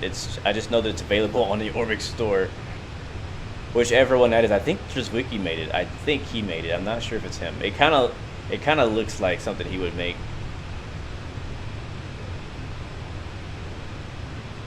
Yeah, it's free. It's free. I think the AN225 is like $25, I believe, on the store. Have I heard of the Willow project? I have not. James says you just watched Flight Deck the Sim fly it, and it's very complex, and it's like flying the old Boeing jets. Gotcha. Yeah, that's one of the things that kind of concerns me, I'm not going to lie, is I would love to give it a try. I saw the preview of the AN225, and it looks like I Builds did an amazing job with it. And I want to check it out. I do want to see, you know, what was done. I do love looking at like anything that may be groundbreaking, or you know what I'm saying. Like these developers are really pushing the envelope with a lot of these new planes. Like the fact that the nose gear tilts down when the cargo bay opens up, stuff like that is really cool. So I do want to check it out, but we shall see. All right, let's see. Enjoy this little spoiler picked from a series of renders of our redone A320.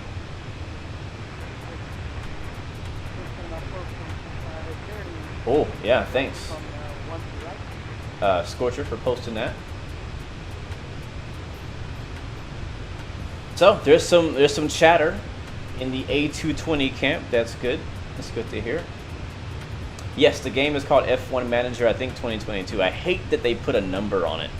I wish they would have just been F1 Manager and they just updated every year. But it sounds like what they're going to do is probably release one every year, which sucks. It sounds like they're going to go on the same release plan as like the F1 22 game, or the F1 game, where like every year there's a new F1 game. So I don't like that direction. I wish they would just make, you know, one game and then just let that be the game, and just maybe add DLC or make updates every year rather than making it, you know, specific to a year. I wish they didn't do that. They hadn't done that. Also, do I fly sometimes to Europe and fly sim? Yeah, man. I was just talking about that. We spent a lot of time in not just Europe, but all over the world. So yeah, today we're flying in the United States, but you never know where we're gonna go next. You never know. But yeah, with the AN225, I guess I'm concerned about how complex it is to fly. Like, how long is it gonna take me to learn how to fly that plane, just to probably only fly maybe 1 or 2 times, maybe 3 times. That's my honest concern. My honest concern. But I did hear, I think somewhere, that there's like an easier way to fly it. Like there's like you can fly using all the complexities that are there, or there's like, I guess, some easier ways to start it up and fly it. I'll probably fly it that way, since also I heard all the instruments are in Russian, which is another reason why I'm like, God, do I want to fly? Do I want to go, you know? Oh my God. The learning curve.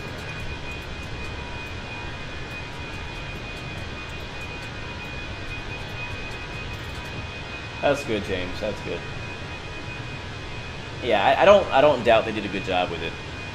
I don't doubt that. It just, is that plane good for me? Is the question.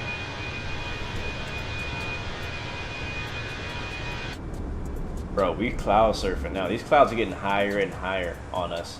We might be in a complete whiteout here in a little bit if we don't climb. Let's see what our winds are looking like right now. Oh, good, Electro Blade. Welcome back, man. So we got, oh yeah, it's going down a little bit. 94 knots. Yeah, we do have traffic on our TCAS. 2 planes ahead, one of them crossing underneath us.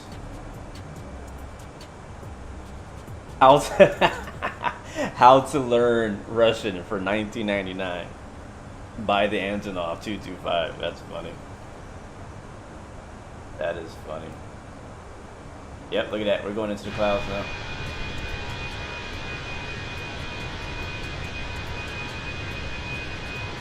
Scorcher plays. You're getting your ATC rating next week. Could we come fly in Australia and give you some traffic?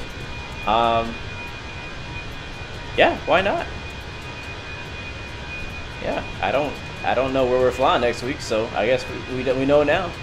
What part of Australia are you going to be controlling in, or do you have the option to control in?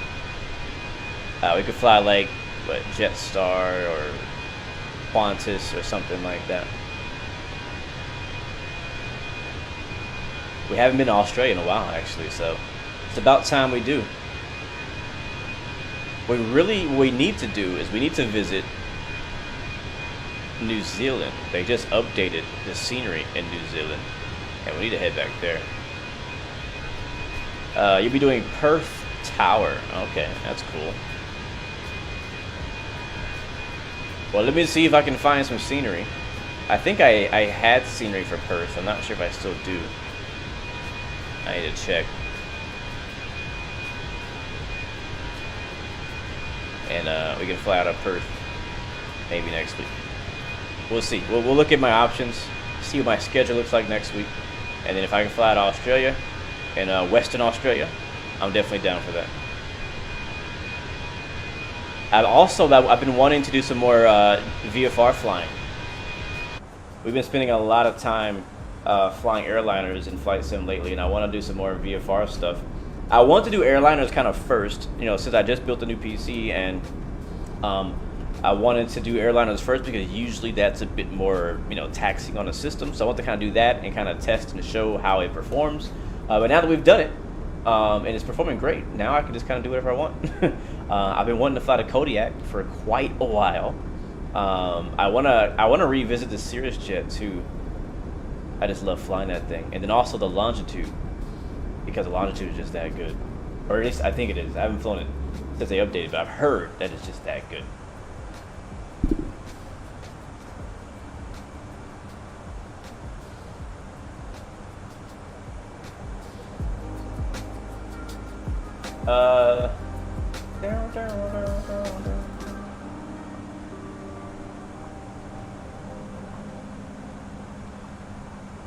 Josh, hold on, let me catch your comment. It just flashed by the screen. You flew the A225 last night for 10 hours. Jesus Christ. You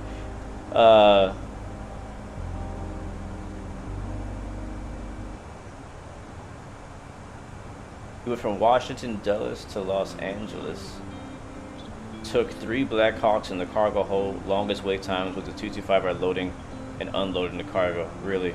So does it like simulate certain types of cargo types and stuff like that? But do you actually see Black Hawks in the cargo, or are you just like pretending like there's Black Hawks in the cargo? Electro Blade says the weatherman just said we're about to get 70 miles per hour wind. Man. Oh, that's a great idea. Scorcher plays bush flying in Australia. I liked it. I like where your head's at, man. I like that.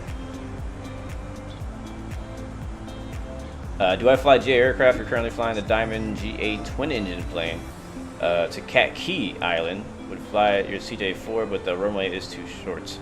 Yeah, man, James, I love flying VFR. Like I said, we haven't done it in too long. We haven't done it in a while, but I absolutely love flying the GA. The GA planes in Microsoft Flight Sim are really good.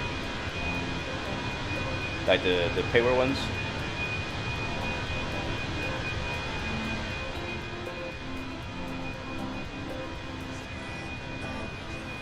Oh wow, they're actually in. So they actually 3D modeled a Black Hawk to put inside the 225. Okay, now you got my attention.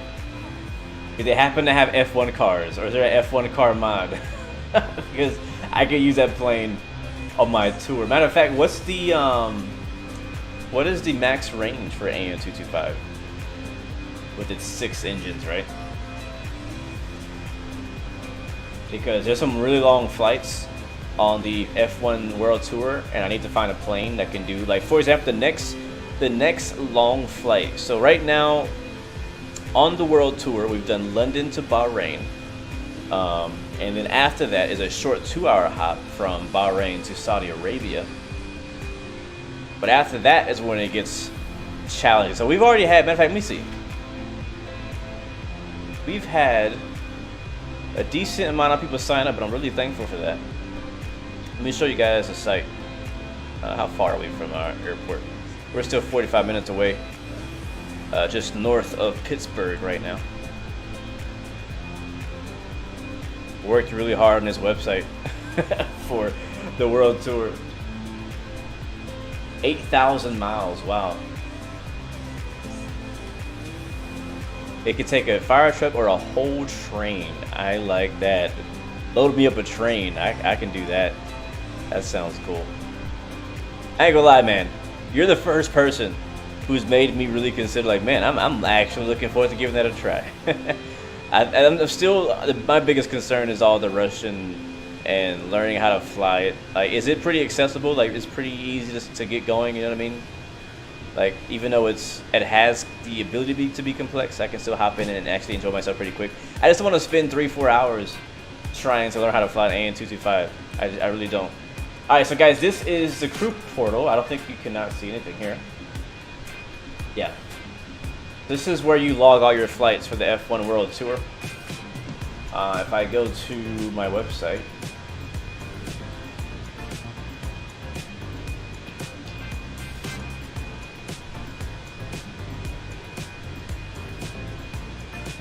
so this is the site. So if you are considering joining the World Tour, go to my site and go to the tour. You can get all the information you need to know to get started. Download landing rate monitor. Make sure you have FSUIPC, XPUIPC. If you're part of any virtual airline, you probably already have that installed. And then you can also do manual PIREPs if you're on Xbox or on Infinite Flight. Matter of fact, we've already had multiple Xbox pilots and Infinite Flight or Mobile Flight Sim pilots who have already submitted a lot of PIREPs for the tour. So it's pretty cool. This is kind of what I've always wanted to do. Is I wanted to be able to do some type of like tour or something like that we can include all the different types of flight sims, whether it be PC simming with Microsoft Flight Sim, X-Plane P3D, or also you know, mobile flight sim. Because again, I come from mobile flight sim, so I want to include them as well, because I still have people who are part of my channel who still are on mobile flight sim only, as well as our Xbox people. So anyways, if we click on this button right here, we can go to our routes. So there's 23 flights, 23 routes for the entire season, and I just finished route 1, which is right over here, London to Bahrain, 6 hours. Our next flight is Bahrain to Jeddah, 2 hours 11 minutes. I think last year we actually live streamed this flight. It's pretty nice. And then the first challenge, I call it challenging because it gets long. You have 1, 2, 3, 4 long hauls in a row. You have a 15-hour flight from Jeddah to Melbourne. That's 6,900 miles. So I'm trying to find out what aircraft am I gonna fly. I think the 787. I think last year I tried to use a 787. I believe. I think that's just barely within its range. And then after that, route 4 is 17 hours. Now you can break these up. Don't feel like you have to, you know, if you're a part of the tour or you want to be a part of the tour, don't feel like you have to go out there and do a 15-hour flight. You can break this up into like 2 7-ish hour flights, or 3, 4, you know, whatever. You can break it up into shorter flights if you need to, if you only have time to do short flights. I'm gonna try to do the full length if I can in most cases, but I will be breaking up some of my flights as well. But anyways, 17 hours from Melbourne. No. Wait. Route 4. Yeah, so Melbourne Yeah, Melbourne to Baku, which is Uniform Bravo Bravo Bravo. So that's over here in Azerbaijan. That's a 17-hour, 42-minute flight, 6,998 nautical miles. That's gonna be tough. That's gonna be tough. A lot can go wrong in 17 hours. And then after that, we have a 16-hour flight between Baku and Miami, hopping westbound across the pond. I guess you could probably go the other way too. That's gonna be another challenging one. Just under 6,000 miles, and then after that, once you do a 16-hour long haul and you get to this 9-hour long haul, it's probably gonna be like, it ain't nothing. Miami to Italy, straight shot, 4,000 miles. So yeah, so we have some. This tour is for fun, yes, but I'm just warning you that it's also gonna be quite challenging if you want to knock out the majority of these flights. And so my intention is to do them all this year. I'm gonna do my best to try to do all of them. I'm going to do my best. So, say later in the year we have a 17-hour, just under, almost 18 hours from Austin to Doha.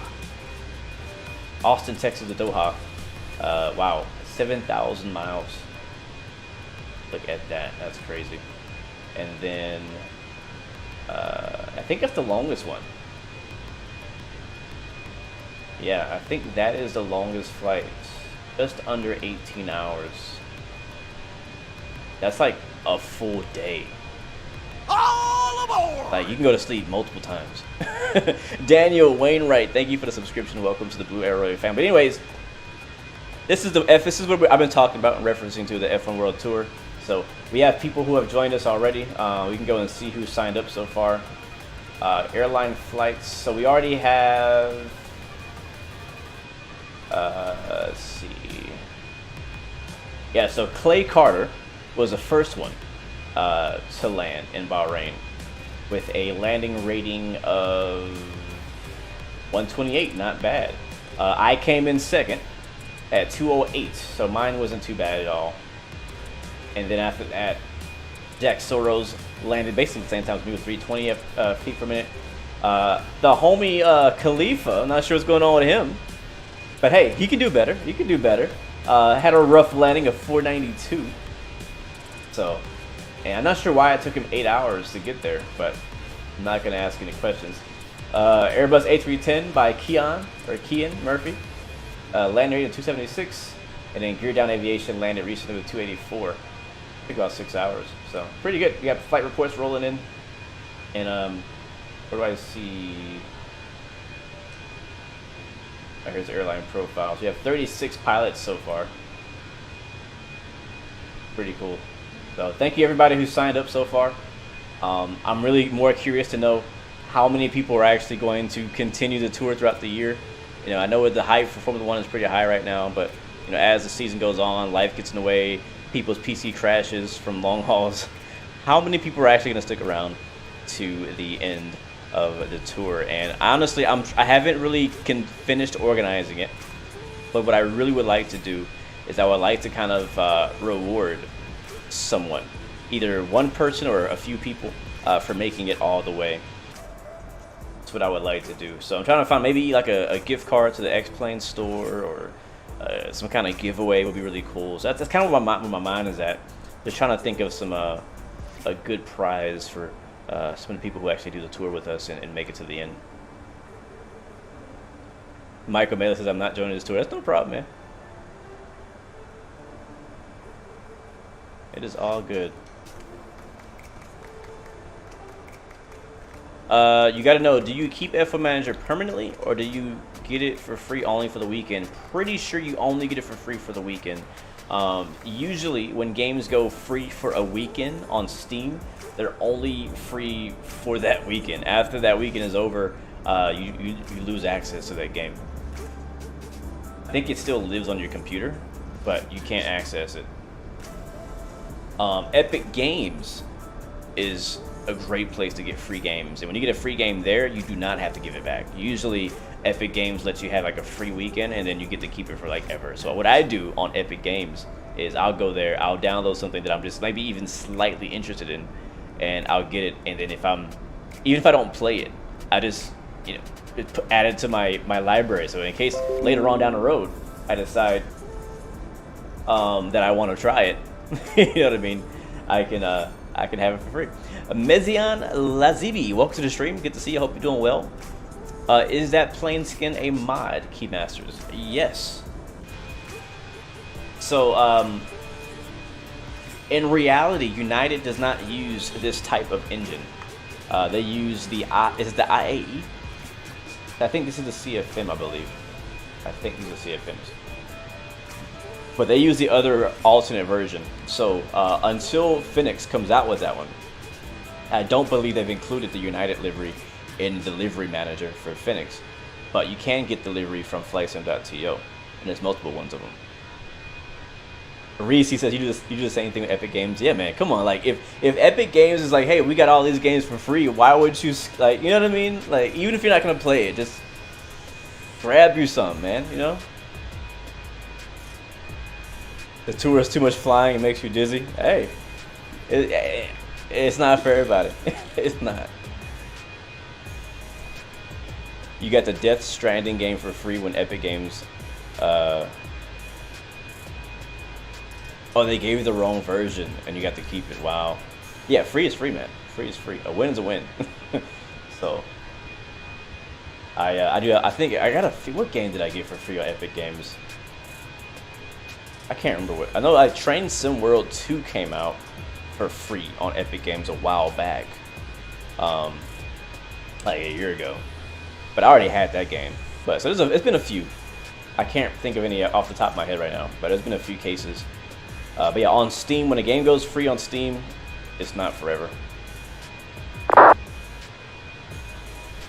yeah, man, we are 38 minutes away from Chicago. Currently flying over Lake Erie, but we can't see it because the clouds have climbed up to our altitude. So now we're just kind of in the clouds.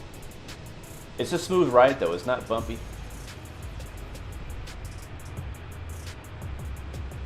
I mean, we could climb if we wanted to, but we're only 38 minutes away. Climbing would just slow us down. Let me make sure. Why is my...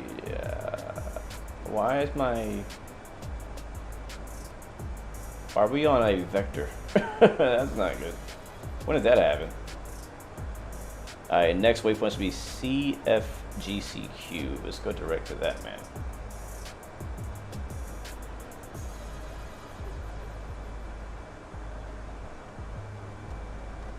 Yeah, I'm not sure why that happened. Maybe because I changed my speed. Might be why. We're doing Mach 0.81 right now.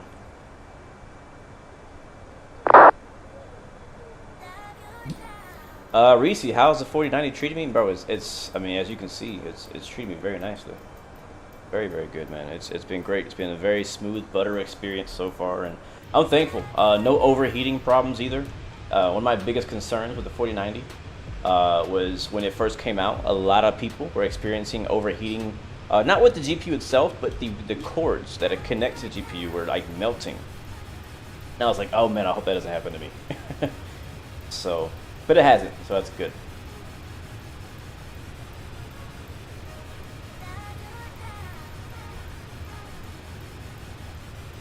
As I just said, ETA 38 minutes. Let me see.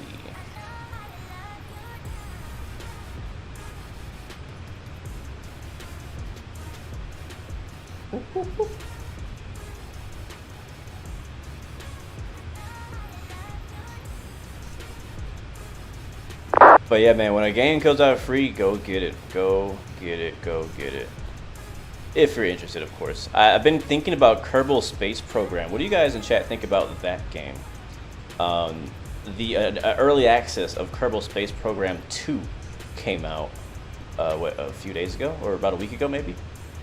And I know a lot of people that I know have been looking forward to that game. And I've never played it. I've never played the first one, but I've heard it's good. I don't really understand what it is, to be honest. Like, I don't really understand what the game is, what the point of the game is. But I just hear good things about it. and was like, should I get this game? So I was gonna get it, and then I was like, you know what? This is what I always do. I always look at the reviews to see if it's gonna be any good, or if any, or what, just to see what people are saying. And it was very mixed, very mixed, which is not bad. People are gonna have their own opinions, and that's fine. But basically, it came down to the fact that it's like not like finished or something like that, because it is early access. But I don't know. I guess the things that I might want to do seem to not really even be in the game yet. So I think it'd be better for me just to wait for the full release of it before I go dive in there as a noob, because I've never played before. I'll be starting from scratch. Rice cooker, are we serving Whopper burgers or rice? I'll take a Whopper. I'll take a Whopper today.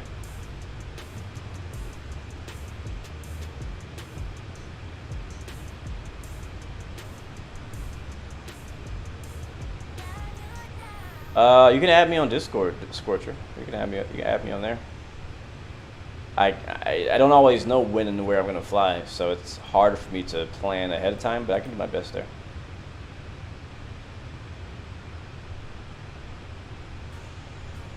Don't I love flying through thick IMC weather?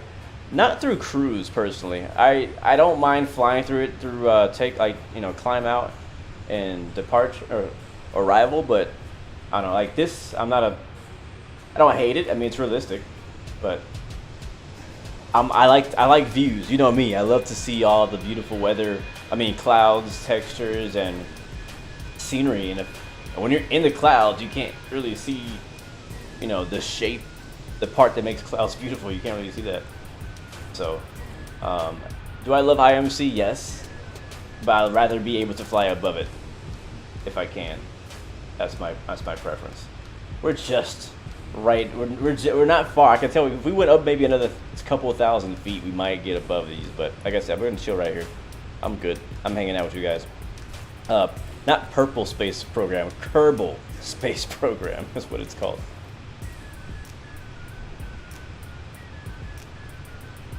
James Johnson, favorite beer? Actually, my favorite. No, I actually don't drink, and I don't drink beer at all. So I don't know what I was gonna say my favorite was, but I don't. A lot of people are surprised by that, but I just don't. I don't have anything against people who do, but I personally I don't like the way it tastes. I don't like the way it smells. Yeah. So I'll be hanging out there with a Fanta. I also believe I don't need to have a. I also believe, because you know I obviously have this conversation a bunch with people who do drink and drink a lot. But whenever I'm hanging out with them, like, hey, I'm good. Like I don't feel like I need to have a beer or alcohol to have a good time, you know. So, but point is, I just don't like it. So, but my question is, what is yours? What is yours? My wife used to be, you could call it a connoisseur, but she gave it up as well.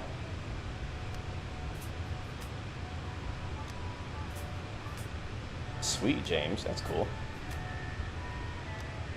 I'll say this, because like when me and my wife got married, you know, I still don't drink. She's Puerto Rican, so like every Puerto Rican drinks. Most of them, like 99% of Puerto Ricans all drink. Matter of fact, 101% of Puerto Ricans drink. And so whenever we go hang out with their family, like that's all we do. Well, I shouldn't say we, because I'm not drinking, but that's all they do.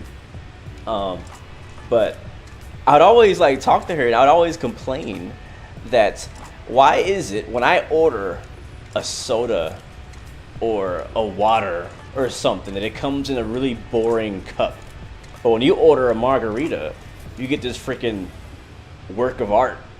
Like, I don't know, I'm jealous. I really am. And I might sound weird because I know I'm part of a very small niche of people who don't drink, but it's always bothered me. Because when I drink my water, when I drink my sodas, when I drink my juices, my teas, whatever it is I get, they come in really boring cylindrical cups, right? Sometimes plastic.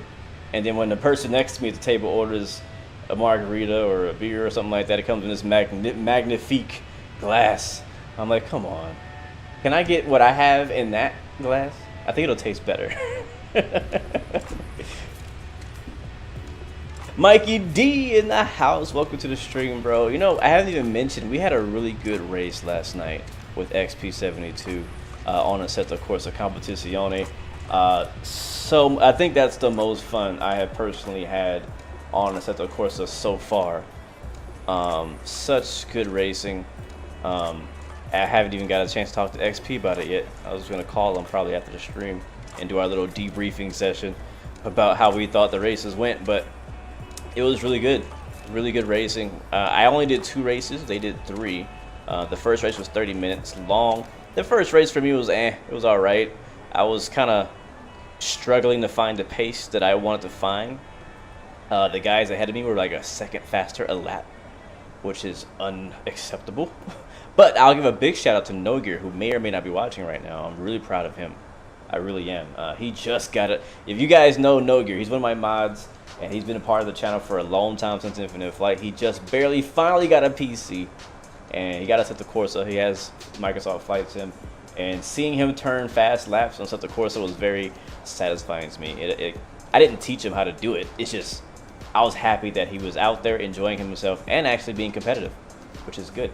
He picked it up really fast. For your first time ever playing a racing simulator, he is quick. Is there like a thing that tells me what my top of the sin is? Oh, here it is. 186 miles. The top of the drop.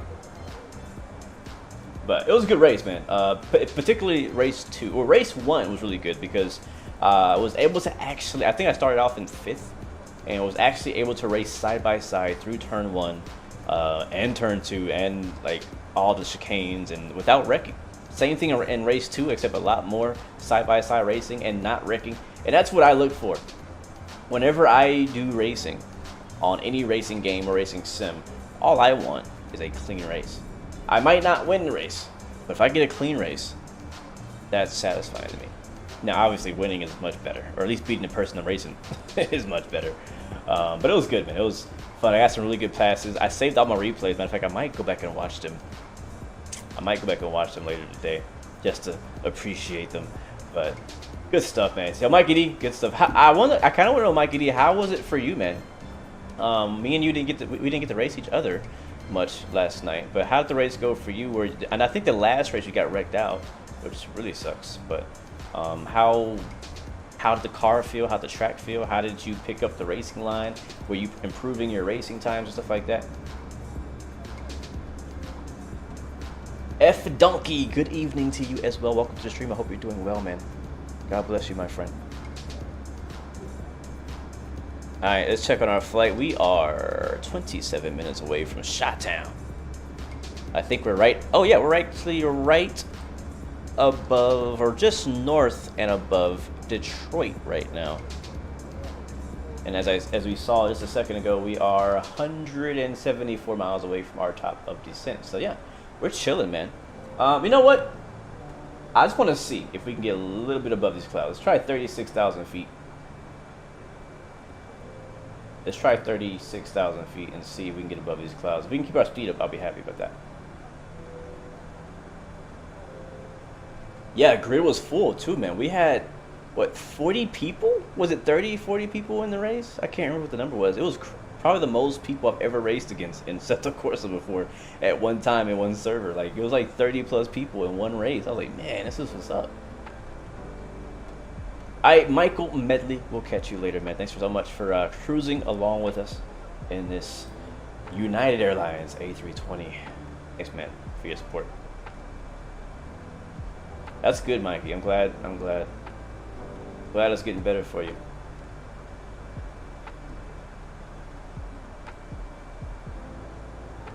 That's the thing about racing, man. It's ups and downs. Just like Flight Sim. You're going up, you're going down. In racing, it's ups and downs, except they're not as fun. The downs are horrible. That's one thing I learned from racing on iRacing for all these years, is that some days you're going to have a good day and some days you're going to have a bad day.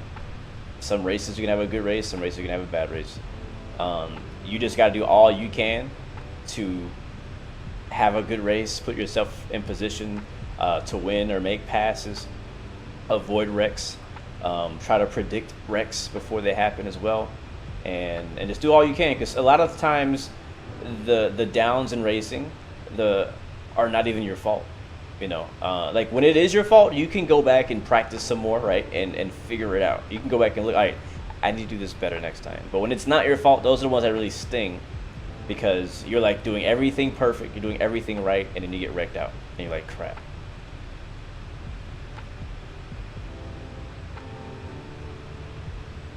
Is there an application to become a mod on my Discord or YouTube, or is someone just chosen randomly? No, the way we usually choose Discord or YouTube mods is, you know, we're obviously always interacting with each other. We see who's active in the chat, in YouTube chat, who's active in Discord chat, how are they behaving on both of those chats. So, you know, are they being trolls? Are they being helpful to me and helpful to the other people in chat? You know, stuff like that.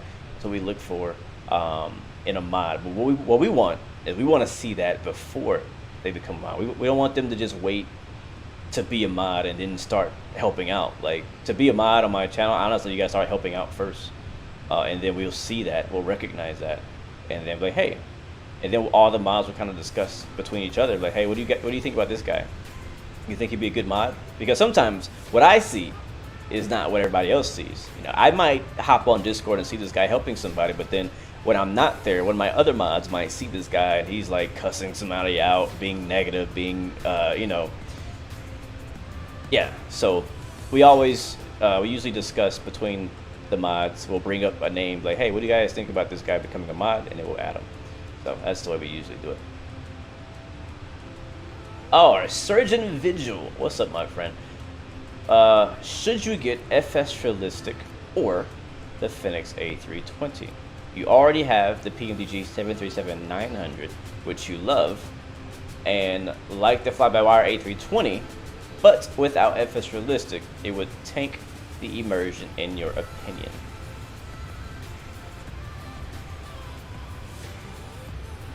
That's a tough one. If you can only pick one or the other, I mean, I'm always going to usually pick a plane over an immersion feature, but immersion features can be applied to every plane.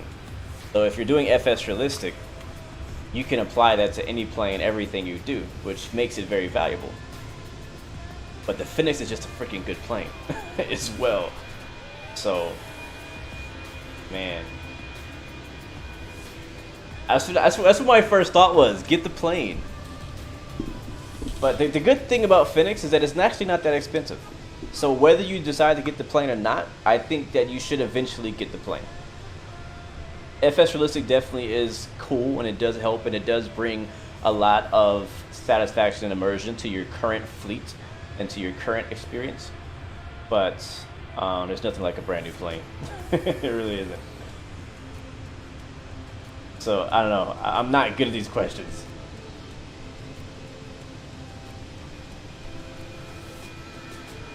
Do I speak Spanish? A little.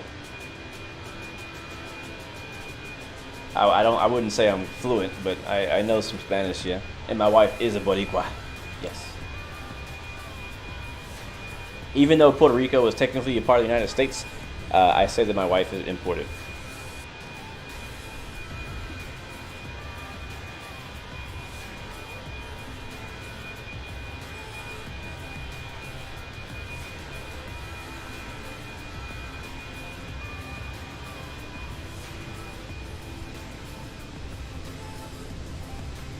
What's funny is when she came to Texas, she didn't speak any, she didn't speak like any English, and we met. When we met, she didn't speak any English either, and I didn't speak any Spanish. I mean, I knew, like, you know, like the basic words and all, you know, but that's about it. But the way we communicated when we first met was through Google Translate. Basically, we would, you know, I got her number, we started texting. Actually, no. Yeah, I think either I got her number. No, I got her Instagram first. Yeah, it went down in the DMs. Yeah, we talked in the DMs at first, and I was using Google Translate to say what I wanted to say, and I found out later she was also using Google Translate to say what she wanted to say back to me. And then later on, I made up some excuse to get a number, got a number, and rest is history. Have I been to the island? Yes, a bunch of times. Our honeymoon was in Puerto Rico, so we stayed there for a week, and then we've been there like 3 or 4 times after that.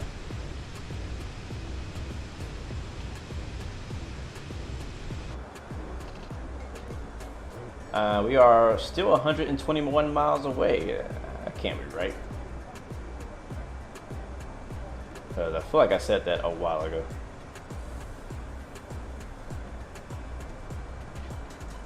'86 is our headwind now. You know, I wonder if our top of descent is in the wrong spot. Let's make some changes to our flight plan to make sure our top of descent is right. So we are descending via a arrival. Let me check the arrival chart on my other screen here. Let's see if there's any altitude restrictions that we're missing. I believe we have an arrival on our descent. Don't we have an arrival?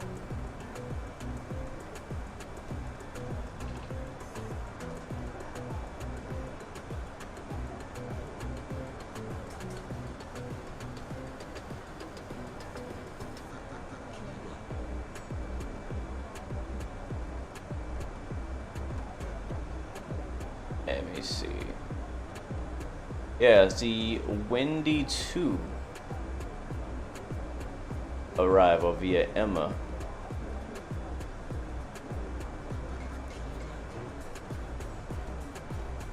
Yeah, there's that vector that sends me to nowhere, which I think might be messing up my top of descent.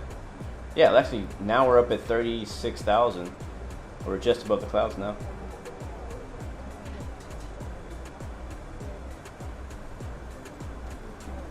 Let me double check this. This happens way too often where, you know, something towards the end of our flight plan screws up our top of descent, and then we end up missing our top of descent, missing the whole airport. And I don't want that to happen today.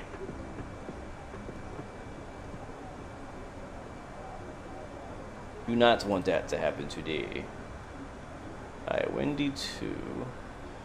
Oh, there it is. What was our approach? Actually, let's go ahead and get the weather. Let's go ahead and get the weather in Chicago.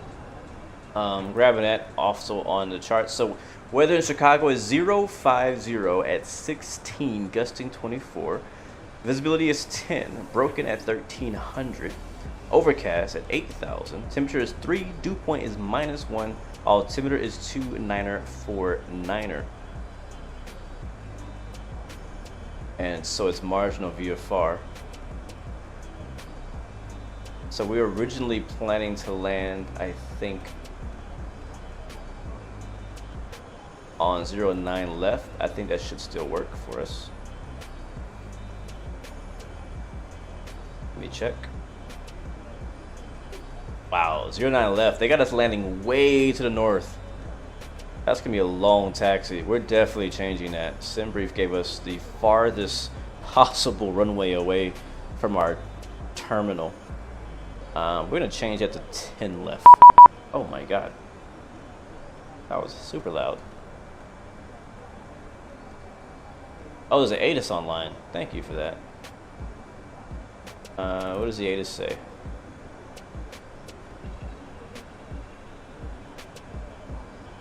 Forgot to check that.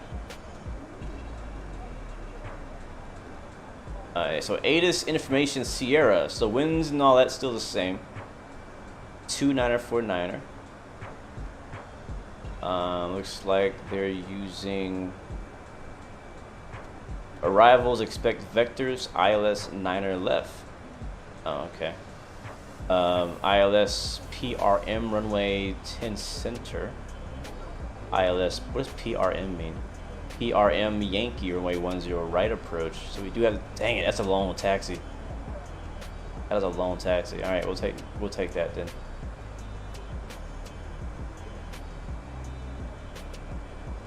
All right. Eesh. All right, so for our approach, Want to grab ILS 9er left. I'm gonna pin that, and then the windy 2. Is ATC still on near Chicago? Let me check on that too. Yeah, actually, we're about to be crossing into Chicago Center. Gotta check on that. I did not think they would still be on. 12035.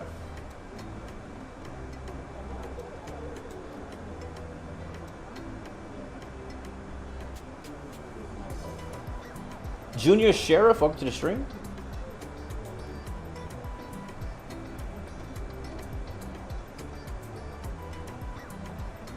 Rare is welcome to the stream as well. Good to see you. Howdy to you as well. Descent is probably very, very soon. Yeah, you scared the heck out of me, Scorcher, when that beep beep popped up. That was way louder than I expected. They're logging. Of course, they're logging off in 40 minutes. I mean, we should be there by then, but it's gonna be really close. It's gonna be really close if we make it before they log off. Alright, so we're tuned in to 120.35. I don't hear anybody talking yet. But I guess we could check in. Ah, that's probably them right there. Yep. That's so freaking loud. Chi-Town Center, United 116, 38360.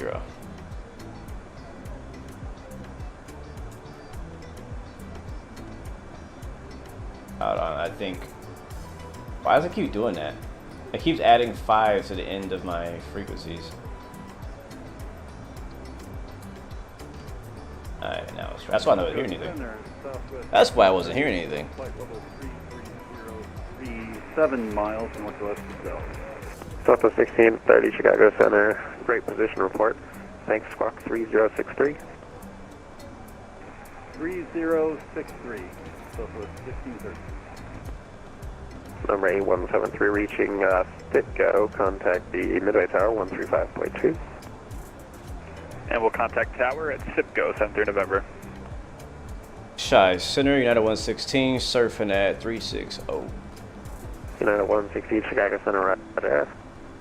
Squawk 6764. 6764, United 116.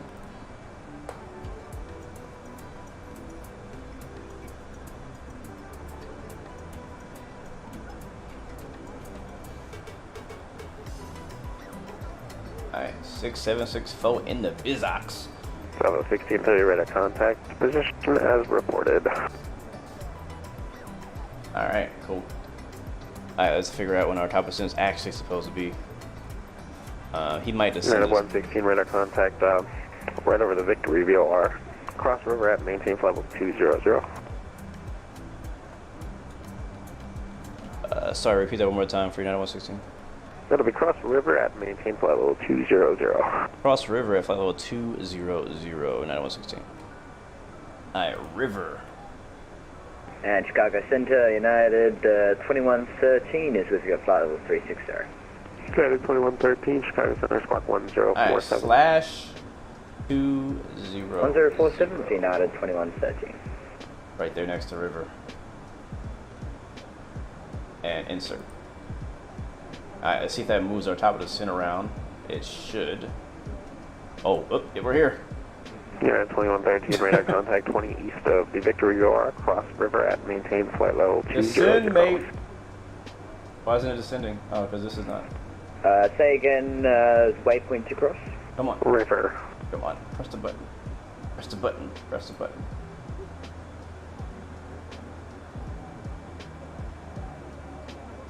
Why isn't it say VO.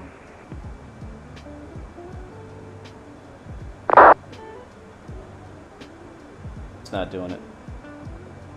Oh, Okay, and United I gotta change the altitude first. Reefer at flight level 200.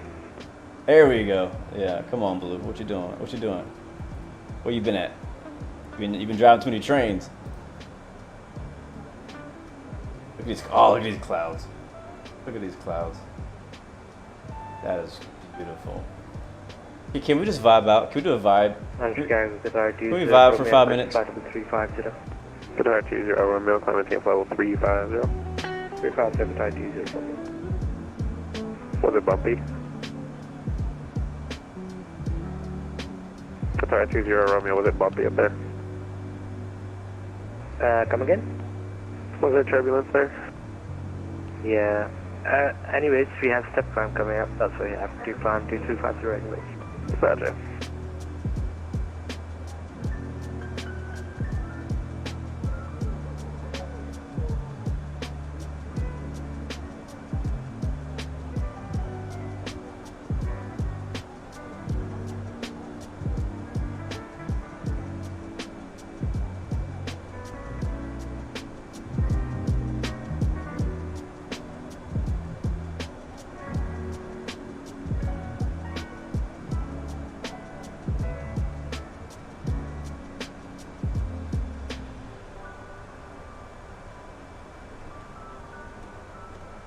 Back into the suit.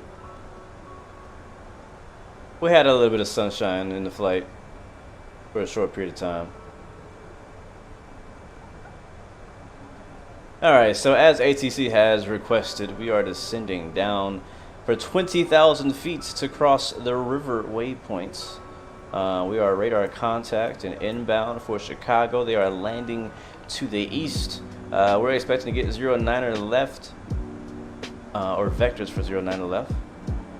We're gonna have quite a lone taxi, so we'll probably taxi in with one engine, as the same way we came out. But we'll get a chance to appreciate the airport. We'll see. I've actually never flown to Chicago with the new computer. So last time I was here, I did not get great performance. So looking forward to seeing the difference this time around. But yeah, 09 left. I got my chart ready. ILS localizer 111.75. Approach CRS is 093. Airport elevation is 680 feet. And we are looking good. Right now, I think we're flying somewhere on the other side of Lake Michigan. So right now, the lake and Chicago are in between us. United 116 continued the descent, crossfire at maintain 11,000, the O'Hare altimeter 2949er, more than 1 hour old. Alright, down to 11,000 at fire, and we do have information in the Sierra. Oh, look at that! Where's the screenshot button?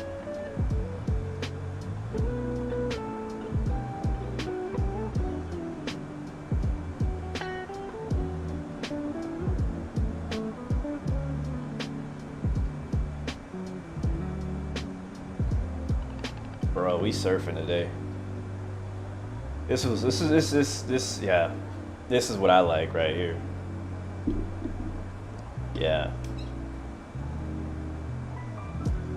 Chicago Center, good afternoon, American 209 with departure runway 10 left, O'Hare.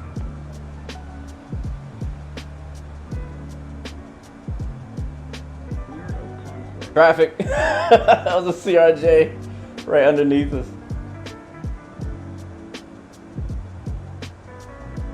Making 209 Chicago Center. Looks here, that's blocking the right code 1366 on the box. Alright, we gotta take our eyes off of this just for a second. 1366. Just for a second and get down to 11,000 at fire. 3655 Annapolis altimeter 2904. 2904, what's with 3625? Alright, there we go. Continue to send.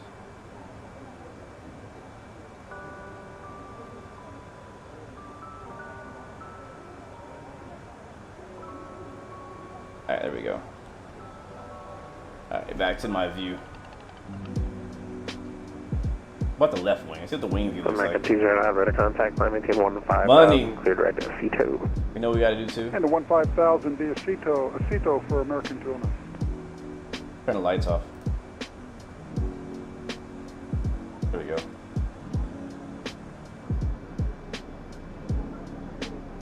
I'm scared to go to the next track because I know it's not going to be the same vibe. Another screenshot. Let's get it. That was gorgeous, yo.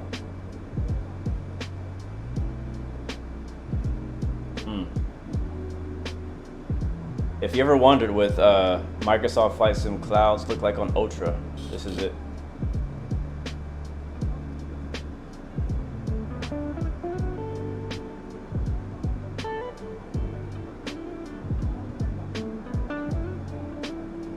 When's the next time I'm gonna be in Wisconsin? I don't know. I would like to be back in Wisconsin for Oshkosh again this coming year, or do I? My experience of Oshkosh last year was, I loved it, but it was a struggle. We got stuck in that real bad storm, and but the rest of the event was so good. So, if I go back to Wisconsin, that'd probably be the reason why.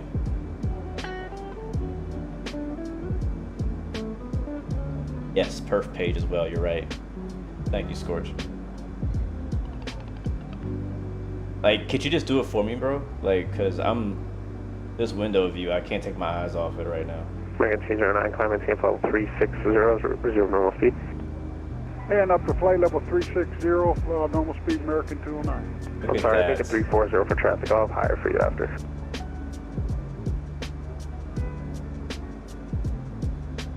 You get that?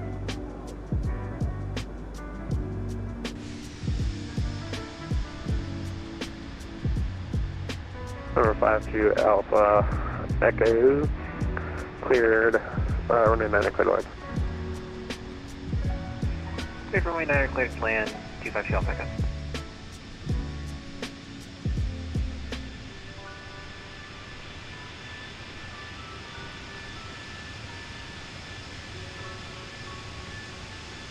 Nine 2113 crossfire at maintain 1000. The altimeter 29er 49er, more than 1 hour old.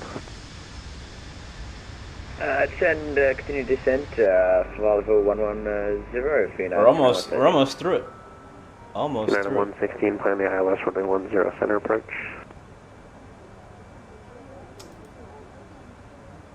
Sorry, say that one more time for United 116. Plan the ILS runway 10 center approach. Alright, we'll expect the ILS 10 center approach, United 116. Alright, you switched it up on us. 10 center.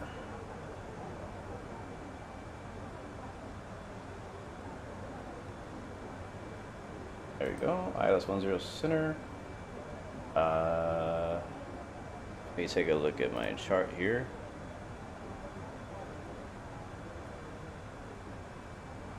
We need to change anything else. So for the Wyndham 2, for 10 center, I think we still go north of the field as we are. No, actually we gotta go south. So we go via tubes all the way over to Possum. That's gonna switch up quite a bit actually. We gotta hurry and do that before we get to fire. And then I'll put in here Gibbons, I guess. All that's gonna stay the same.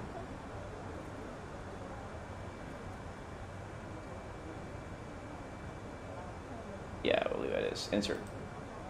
Alright, there we go. Alright, so let's make sure that this is correct because it's just going to change our flight plan a little bit on our arrival. So instead of going from Ernie,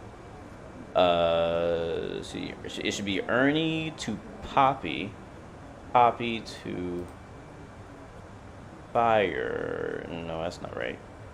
That's not right at all. 3655 Lear West, face to the south. Ending offline, reserve terminated. Frequency change, Bugatti. That is not right at all. Advisor is Ultraman 3655. Yeah, so we got fire here. We shouldn't have fire twice. Touchdown aircraft, Chicago Center's closing in 5 minutes. Bro, it's not been 40 minutes. You can't clock out early. You sure you don't want to wait, homie?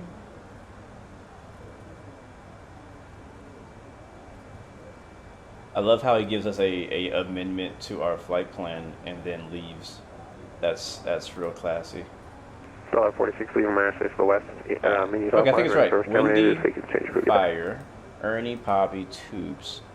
After Tubes. Freeze change approved, $46. Oaken. So that's not right. We should be going leaving my airspace to the east. to Monks now. Terminated. Frequency change, Bugatti.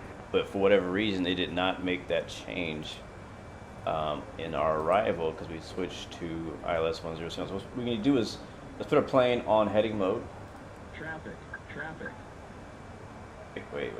American 209, climb maintain flight level 360. And say again for American 209? Climb maintain flight level 360. And 360 for American 209. And we'll continue to send down for 1500. I got to get the weather too here in a second, but I'm not worried about that yet. And we'll try to replug this in. The ILS 1630, Chicago Center closing. Right at Center we can approach change the via Gibbons. Fear of conflict.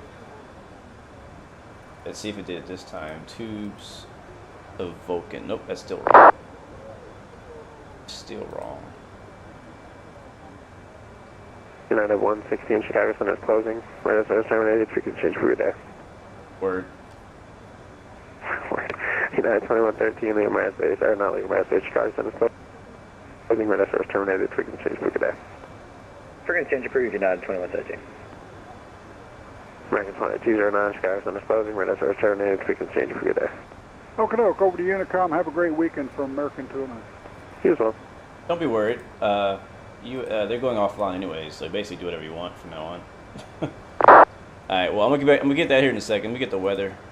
It was 29er, 49er. Because this is, our flight plan is wrong. It's bumpy now.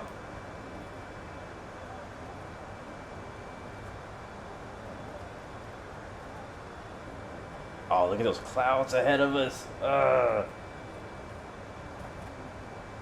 That's the water down below. Oh, that looks so sick.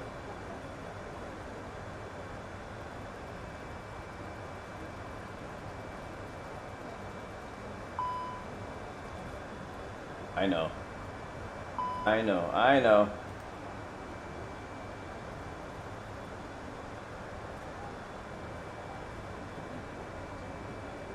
Dang it. It's like FS Realistic is bouncing around so much I can't click on the spot. Bro, that looks so freaking good. Like, part of me, like, legit does not want the flight to end because I want to just look at this for a bit longer. Alright, 2949. Set on the left, set on the right.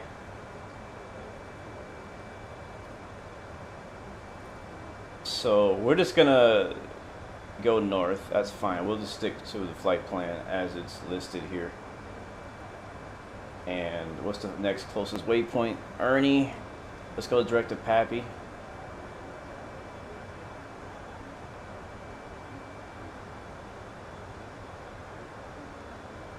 And he gave us 11,000. Switching over to Unicom. On Unicom.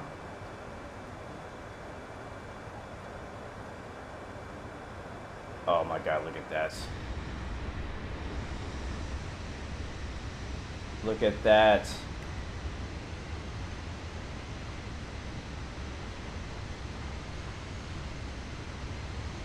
Oh, that's perfect. What a screenshot. What a screenshot. Thanks for the escort. It looks so good, right, Mikey? Sheesh. What's crazy is we've been dodging these clouds and not even on purpose. Like, our flight plan has us going in well, we're about to fly through something now. I say that, but that is so cool. So cool. Here we come.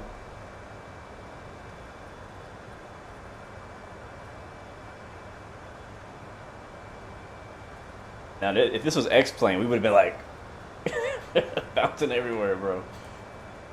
All right, well, now that okay, here we go. Breakout. Just a small little gap, just a tiny gap in the cloud. I really need one of you guys in chat to fly this plane for me, because I am no longer interested in controlling this aircraft. I just want to look out the window. Oh man. Okay, so we're level 11,000 feet. Altimeter is set. We still got to set our destination data. We haven't done that yet. We're going to go ahead and land on 10 center still because we've set up for that. That's fine. I say we get down to, let me think. Let's get down to 9,000. I'm gonna try to cut this. Actually, I take that back. Let's try to get down to like 4,000. We're gonna really try to cut this approach in half here. We gotta slow down too.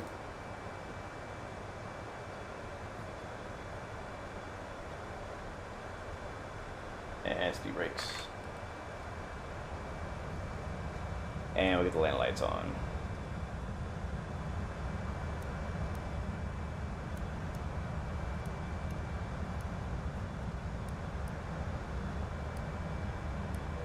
We should get any icing. We should be okay icing wise. I hope. I really hope.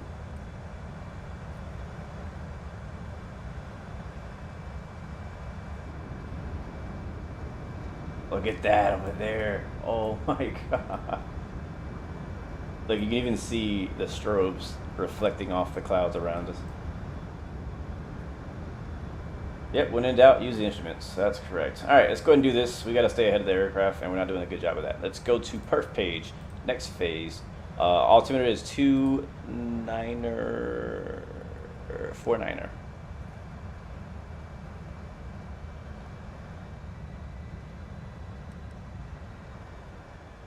Temperature in Chicago is 3 degrees Celsius, just above freezing. And also, it's going to be 050 for our winds at, we'll say 24. So 24 knots are the winds. And then for our approach, our decision height is going to have us at 869. There we go. That's all filled out.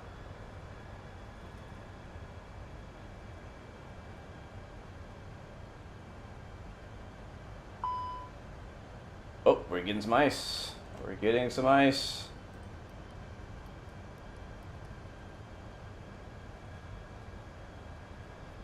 Now, what will be really cool to see is usually this little device here will show, you can actually see visual icing on this to kind of give you an indication that you may be taking on ice on the rest of the plane.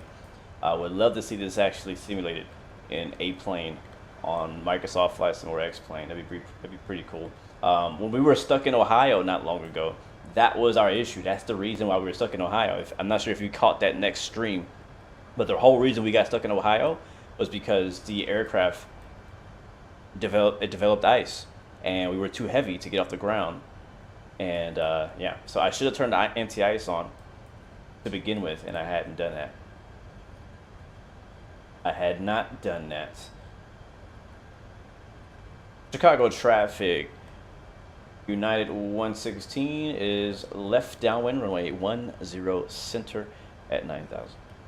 Alright, let's take the descent into our own hands here. And we're going to skip that constraint of 9,000 there.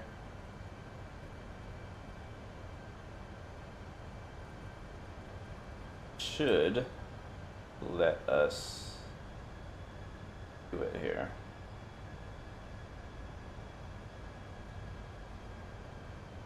Yep, there we go. We're descending. Take it nice and slow since we're trying to shorten the distance we fly away from the airport.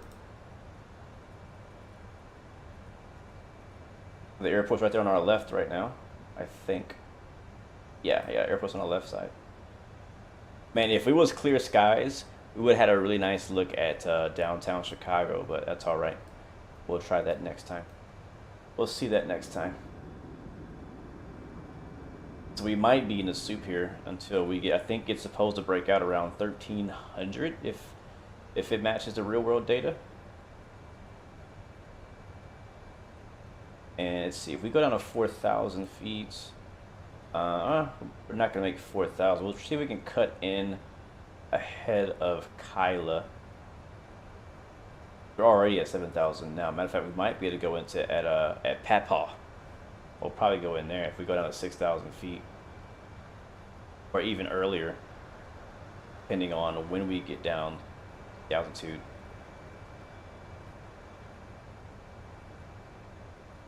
Scorcher, yeah, man, we can watch our landing since you're just behind me. That's no problem. How do you turn on the light for the main panel? Meaning panel with altitude. Also, this one up here. I think it's this one right underneath, right? Is it that one? Yeah, there it is. So right underneath that panel, there's this knob. There's two knobs. There's a knob here. There's a knob here. And both of these control. I think this one controls these lights, and this one controls these lights. Oh my God, look at that. Bro, literally breathtaking. Wow. You can actually see the clouds moving. If you look really close, you can actually see the clouds slowly moving to the left. It's just that windy out here right now. We're getting a only 37 knot wind at this altitude, but it's just that windy. All right, let's go make our left turn for base. Oh, that's not what I wanted to do.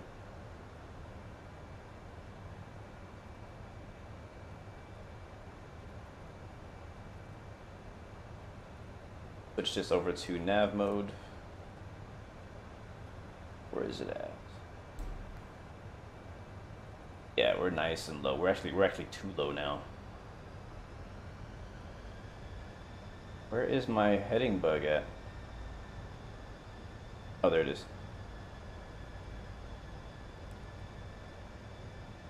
And Chicago O'Hare traffic, United 116, turning left base for runway 10 center, Chicago O'Hare.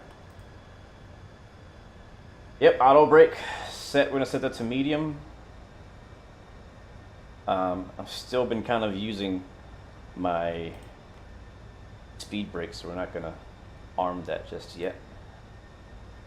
Go get the sounds up and get ready to land this plane.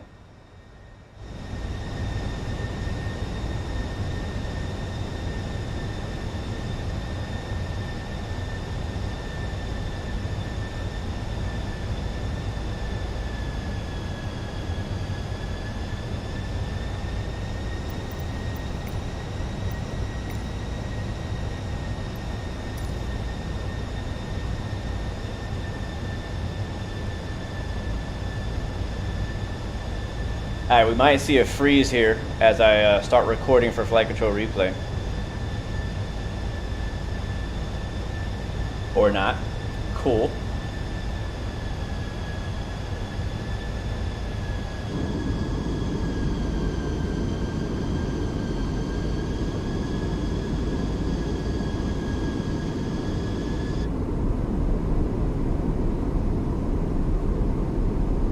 Traffic.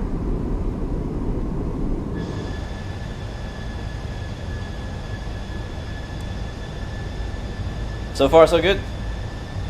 All right, guys, if you're just joining us, we are on a left base for runway 10 center into Chicago O'Hare in the Fenix A320.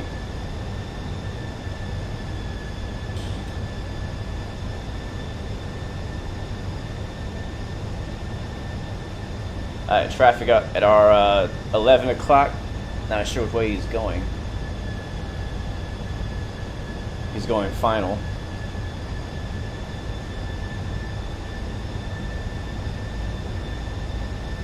Might be right behind him. I turned a little late.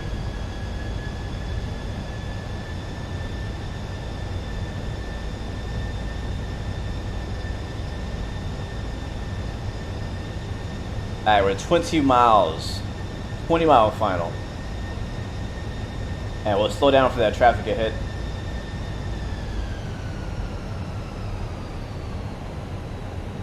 Alright, flaps 1.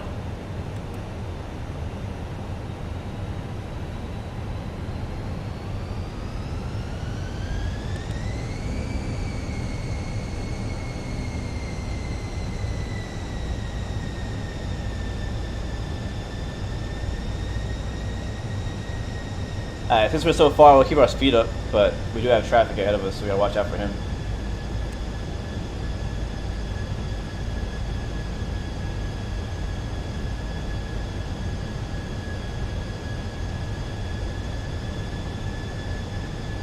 Alright, I'm in an arm approach mode. 18 miles.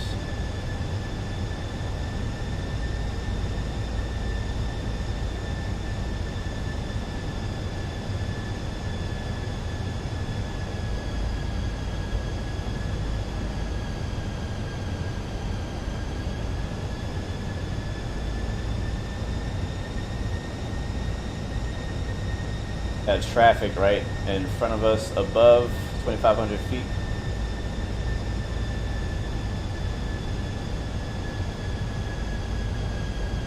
Alright, there it is. We caught the Loke. Chicago O'Hare traffic, 9116, 16-mile final, runway 10 center, Chicago O'Hare.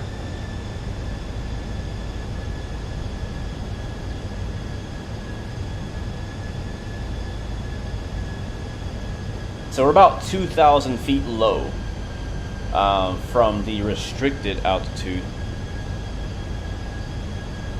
I should say restricted, but the approach altitude. But we'll stay here at 4,000 until we meet. It'll be 4,000 at Ruta, which is right off the map here.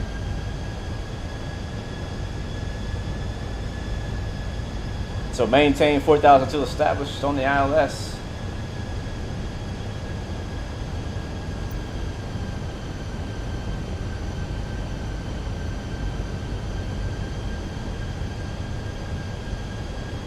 What's crazy is we haven't gotten any precipitation yet. But we did get ice building up on the wing.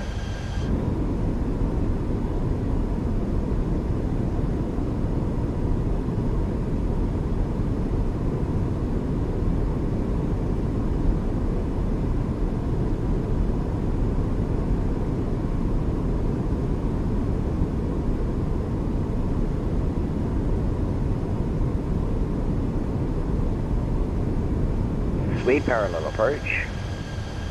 Parallel approach? Sick. I can't see him. I think he's over there. Yeah.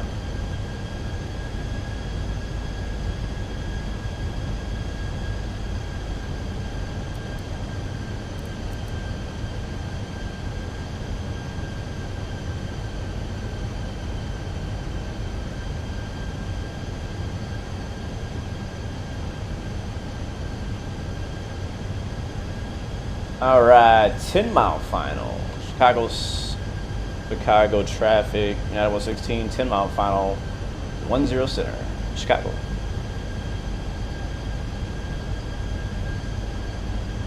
Bro, I can't And see. Chicago traffic, United 2113 is on a 10-mile final for 09 left. Sweet. So we are coming in for a a parallel. I wish I could see him. I can't see him though, but he's on our left.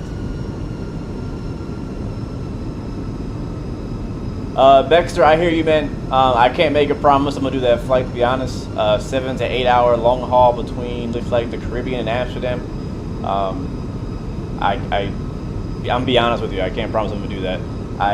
With the Formula One World Tour that I'm doing right now, which is mostly long hauls, I might be all long hauled out for the year. I kind of have a bunch planned already, but I really appreciate it. If you have any other suggestions, 2,500. you could always drop them in Discord. But I have to be honest, I don't know if I'm gonna do that one. Alright, let's get slowed down.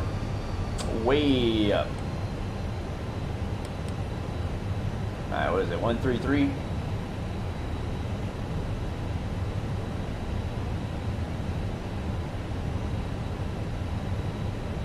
The notch and flaps. We are 6 miles out. Let's drop those gears.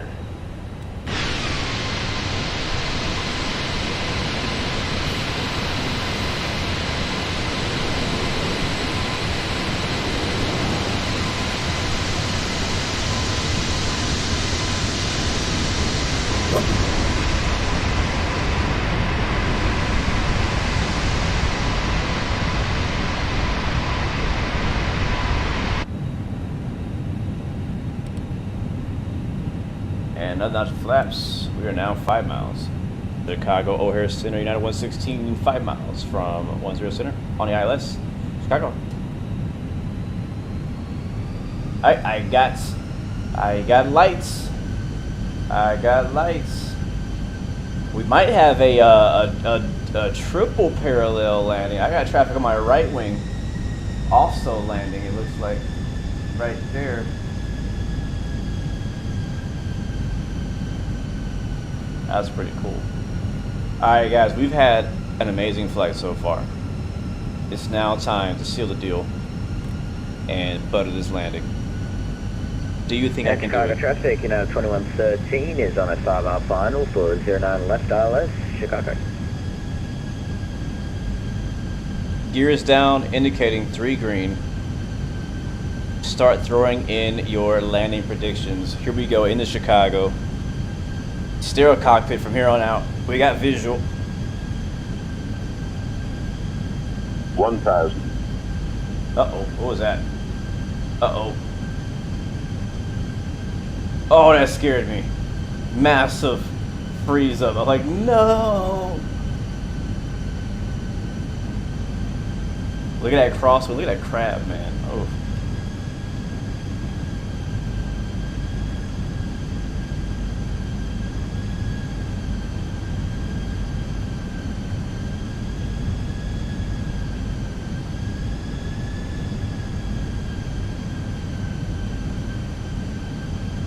I see about 30 knots wind.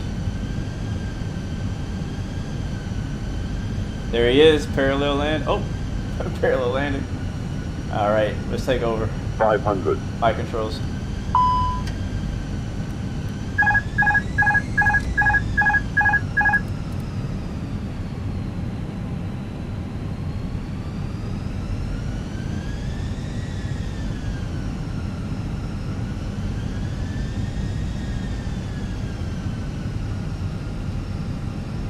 Hundred above.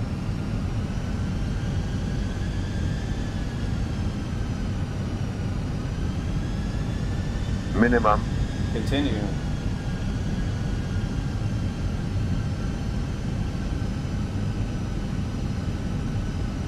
$100.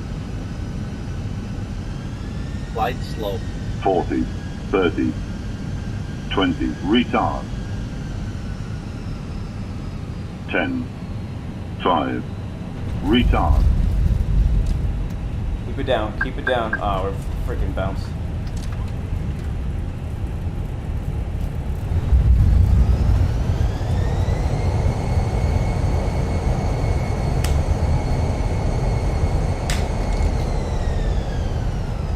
Freaking bounced.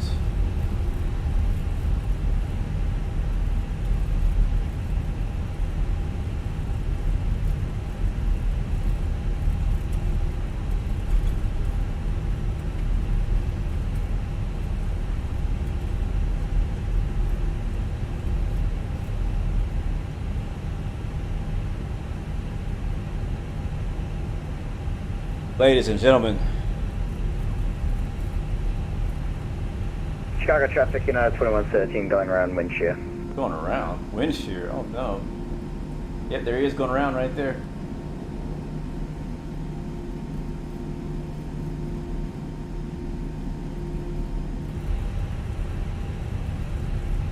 Had to fight for that one a little bit. Definitely got a little, yeah, I think I overflared or some. Yeah, I think I overflared.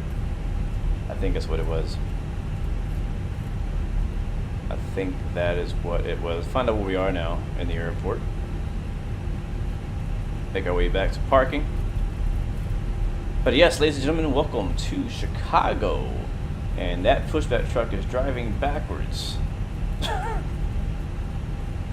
Make a left at Foxtrot. This taxiway is actually closed. And a fire truck that's probably going to deal with our friend Scorcher. Alright, what was our rating on that though? Let me find out what that was. 278. That's fine. Should have been better. Definitely could have been better, but I'm not mad at it. I'm not mad at it. I'll live with it. I'm not going to lose any sleep over that. And just remotes, yes. In this flight sim, you can fly to literally anywhere in the world. The entire world is in this game, 1-to-1 scale. You can fly an airliner, you can fly a little aircraft with propeller, you can fly a helicopter, whatever you like, man. Alright, we're gonna hold here at 10 left, make sure runway is clear.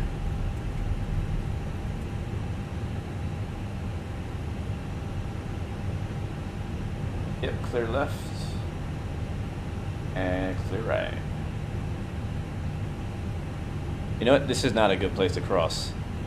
I should have went to the next taxiway, Echo. Because, dang it. Oh well, we're here now.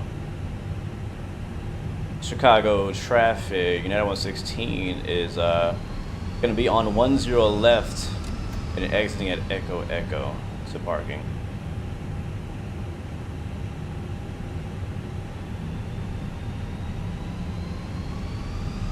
Oh no, Andrews, no, I don't. I mean, we sometimes take requests, but I don't take requests in a live stream before we fly. I decide where I'm going to fly ahead of time. What I meant was that if you were to play this game, yes, you can fly anywhere in the world. Am I going to fly anywhere in the world today? No, we're done. This is our last flight. If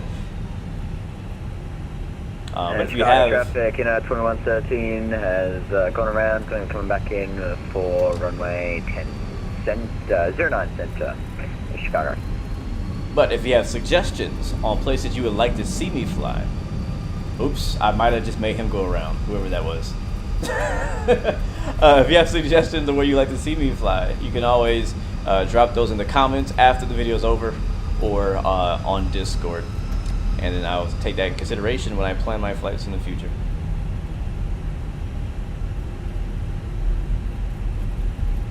But yeah, we just flew from Newark to Chicago today. Pretty nice flight. I mean, the middle section, we were kind of just in the clouds, not much to look at. But once we started descending into Chicago, I mean, it was just gorgeous the whole way down. I mean, I've been doing a lot of flying on Microsoft Flight Sim the past, couple years now. And I would have to put this descent portion of our flight, on the list of most beautiful moments in my flight sim life. So that's how good it was. All right, flaps up, and we'll shut off the right engine. Is it the right engine or the left engine? I'm trying to remember. What is United Park? I know we got to go this way. Chicago O'Hare traffic. United 116 is now clear of all runways, taxiing back to parking. Chicago O'Hare. I can't remember. Yeah, right side. We'll turn off the right side engine. We'll save United some gas. And turn off our lights.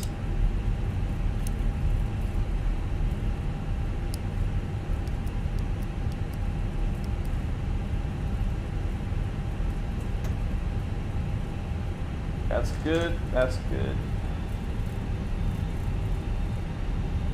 I think we're good on the overhead.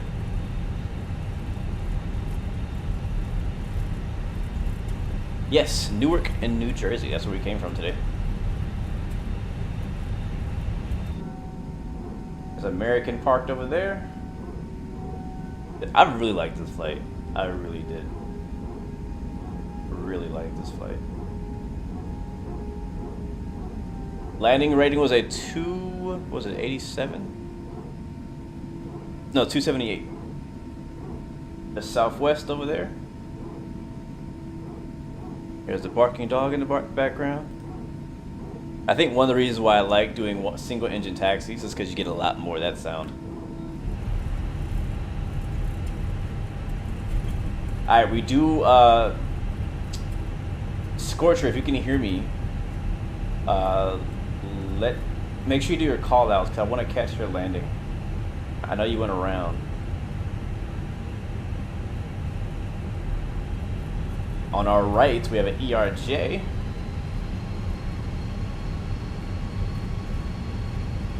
You live in Patterson, New Jersey. Sweet, man. That's cool. Yeah, rewind. Traffic. The heck? Rewind back to the beginning of the stream, you know, whenever it's over, and you can check out what the New Jersey airport looked like. And our departure out of there was so nice. Seeing New York City and all that, the whole area was like sick. So right now, I'm only on the left engine. I mean, yeah, the left engine's the only one actually turned on. And I'm having to put in a little bit of like left rudder input in to keep the aircraft on the line. It gets much more difficult trying to turn left than turning right because of the engine power. So yes, of course, when we get to the gate, we'll go back and watch our replay. But I also want to catch Scorcher when he lands to the north of the field. So we'll try to get there. Alright, there's United over there.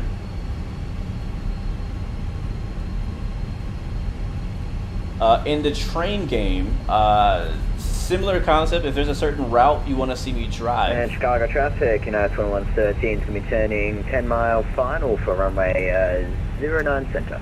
Okay, Chicago. He's 10 miles out, so we got time. Yeah, if you have a request of a certain route you want to see me drive, or a train, you can always, you know, drop that in the comments or on Discord in the feedback section. Is that a DC-3? That is a DC-3. Sweet. He might be in our way. See if we can get around him. But Train Sim World 3 does not have the entire world, sadly. It only has the routes that are included in the game or in the DLC. So yeah, how's the frames, Mikey D? They are butter right now. They look very smooth. I'm glad you brought that up, because last time I came here, it was pretty horrible. I appreciate that DC-3 for moving out the way for us. Now I think we're going to park next to this United 737. If I look to the left, you can see it's quite smooth. I'm only getting probably 30 FPS still, but it's smooth. That's what matters. Oh wait, you know what? I forgot. We gotta tell GSX where we're parking. All aboard! I'm gonna hold here for a second. Thank you so much, Fred Tate, for the subscription. Welcome to the Blue Arrow Royal family.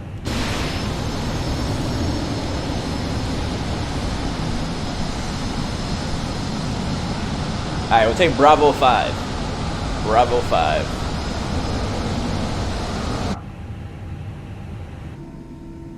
I know it's weird for me to say this, but I actually love how loud it is outside. It's so accurate. When you're in an aircraft, like taxiing is like, you know, it's aircraft sound. It's not like really loud, but when you get outside the plane, it's like crazy loud.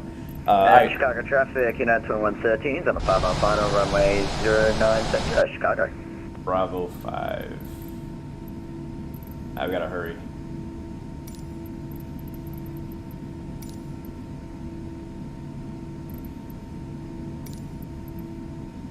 There is Bravo 5.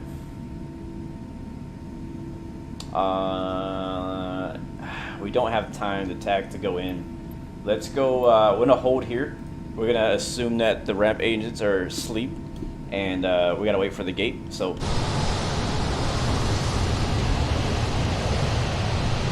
We're gonna fly over to, there he, that's not him, is that him? No. I'm gonna fly over to all aboard! That runway. Where is 9? Is it 9 over here? I'm lost. Alright, so we landed over there. If that's 10 center, then 9 is over here. And he's gonna be way to the north. So I gotta change my camera.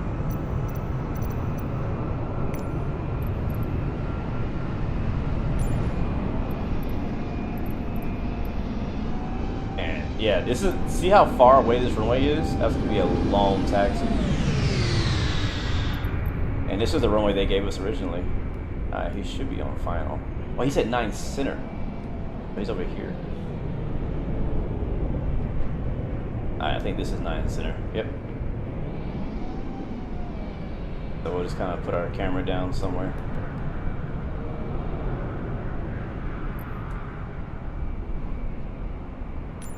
And turn that up a little bit. Here he comes.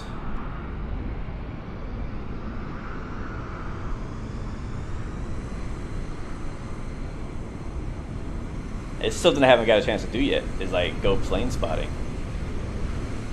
in Microsoft Flight Sim. Alright, he had to go around because he had wind shear. Hopefully he doesn't get it this time.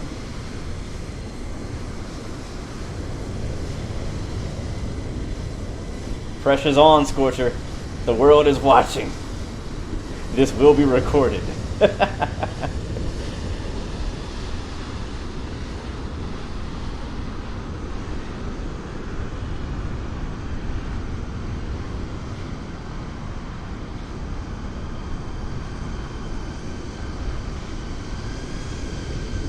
Looking good. He's fighting the wind a bit, but he's looking good.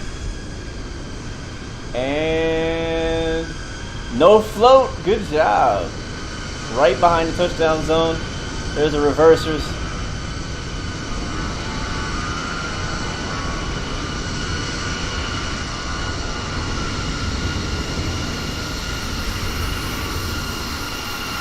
Welcome to Chicago. Be alright to be here.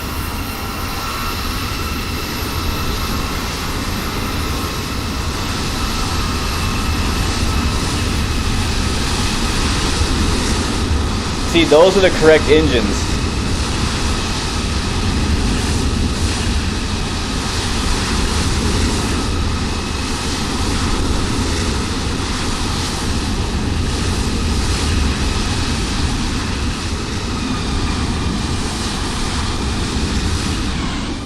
Alright, back to our own plane.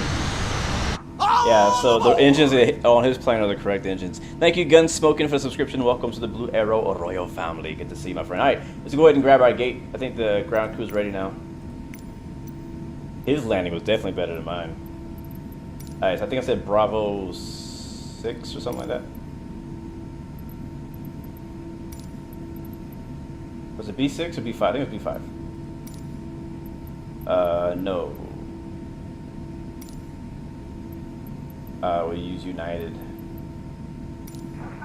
Midway Tower, Talon 989 with you, gate 4 Bravo, requesting IFR to Toledo. Wrong frequency.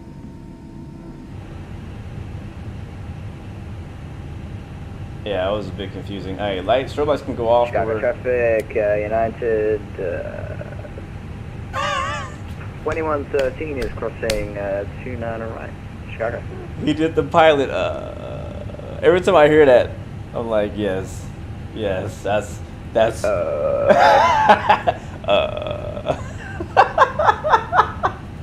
right, Frank's off.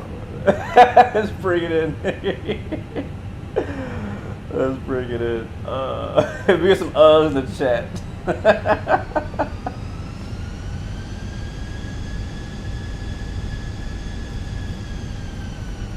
Oh wait, hold on. We gotta do this right. We gotta do this right. We gotta do this right. We gotta do this right. We gotta do this right. Hold on. Hold on.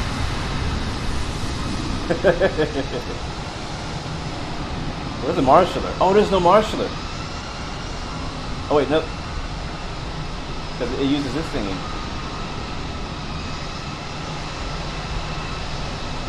Midway Tower, Keller 99 radio check. I'm showing 135.2 and my active frequency right now. You are on Unicom.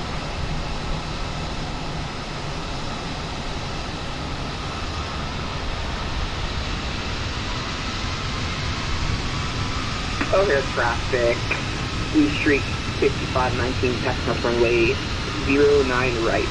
O'Hare.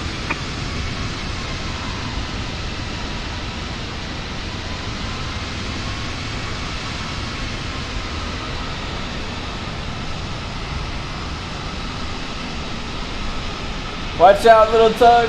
Oh.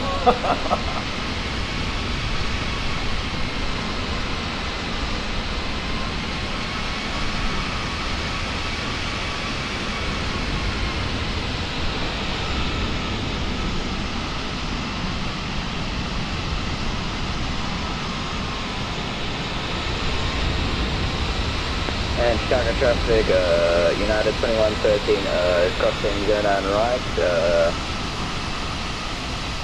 Air traffic, Blue 6519 full check for that aircraft crossing. Clear. Alright, we made it. Okay, it gives me just an okay, bro. That was a perfect, absolute perfect. Alright, we'll get the, this is full immersion right here. Full immersion. Only thing I forgot was my seatbelts.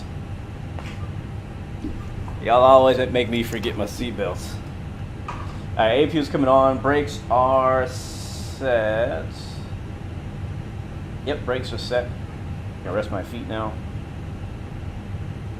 I was waiting for the APU, and we can shut the engines off.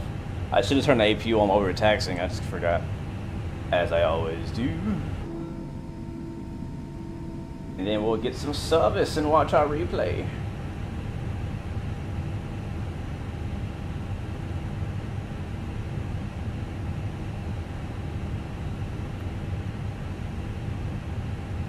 If APU's powering on.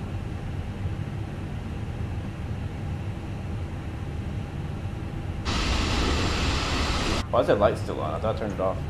Okay, traffic, Blue 6519 is going to continue taxi on Alpha. Or on Bro, Golf, what is up with the ground people? Clear. What are you doing?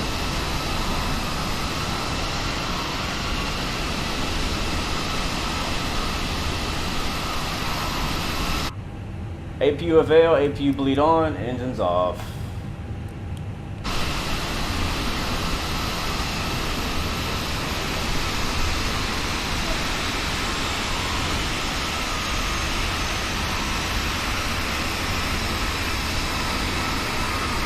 You can't hear it too good because there's like a lot of other planes out here, but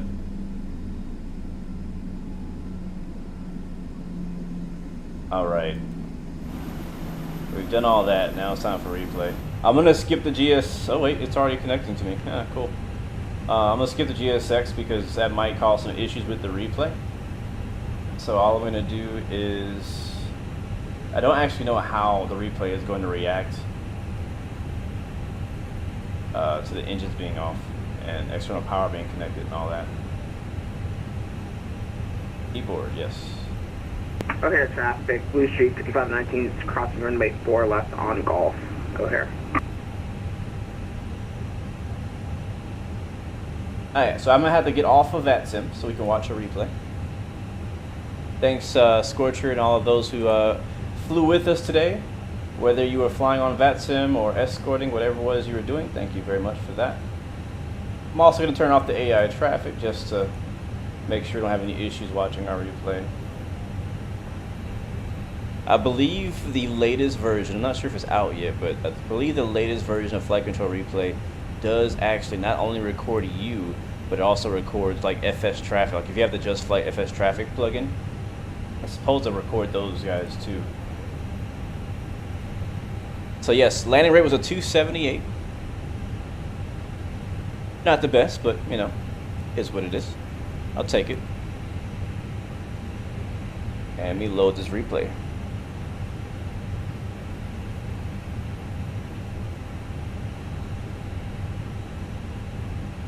Yeah, they definitely own some stuff, man, for sure. And play. Terrain ahead. Pull up. All right, shut up. Let's turn that down.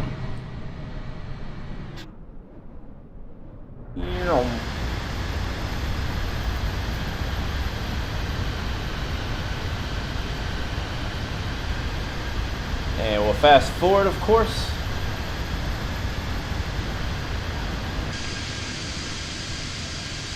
Wait for the scenery to load back in.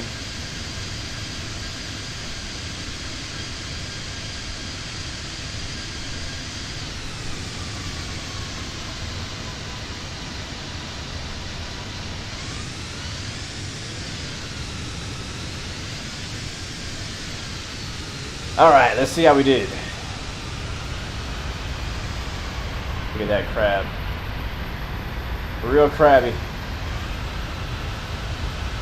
Not the only one. Somebody else is landing too.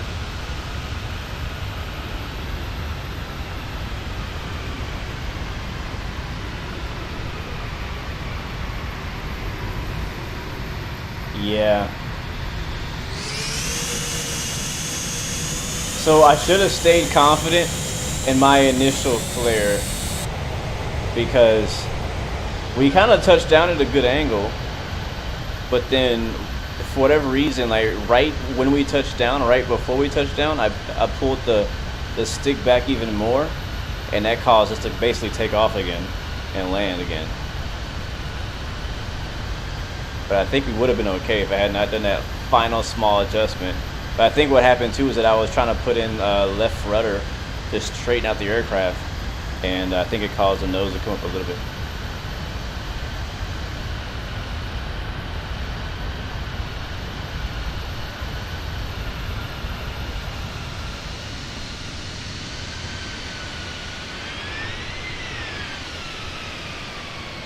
Sounds good, Scorch.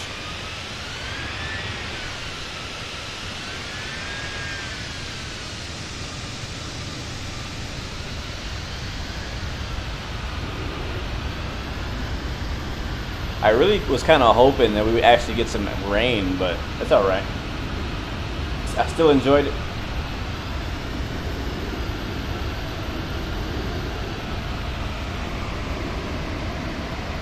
Yeah, you see that?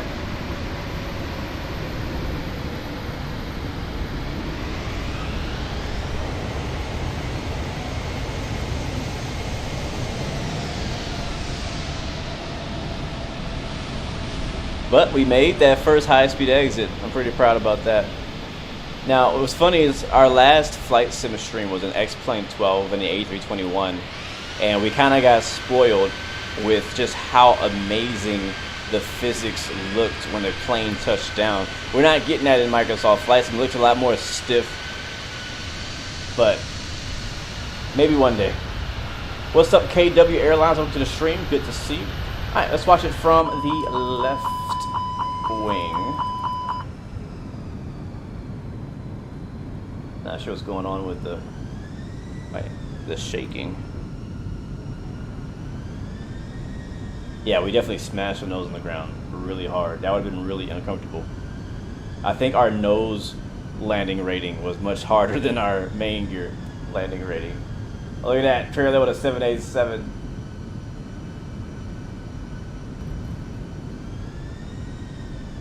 And two cargo Luxor Polar DHL 747, so 747 over there.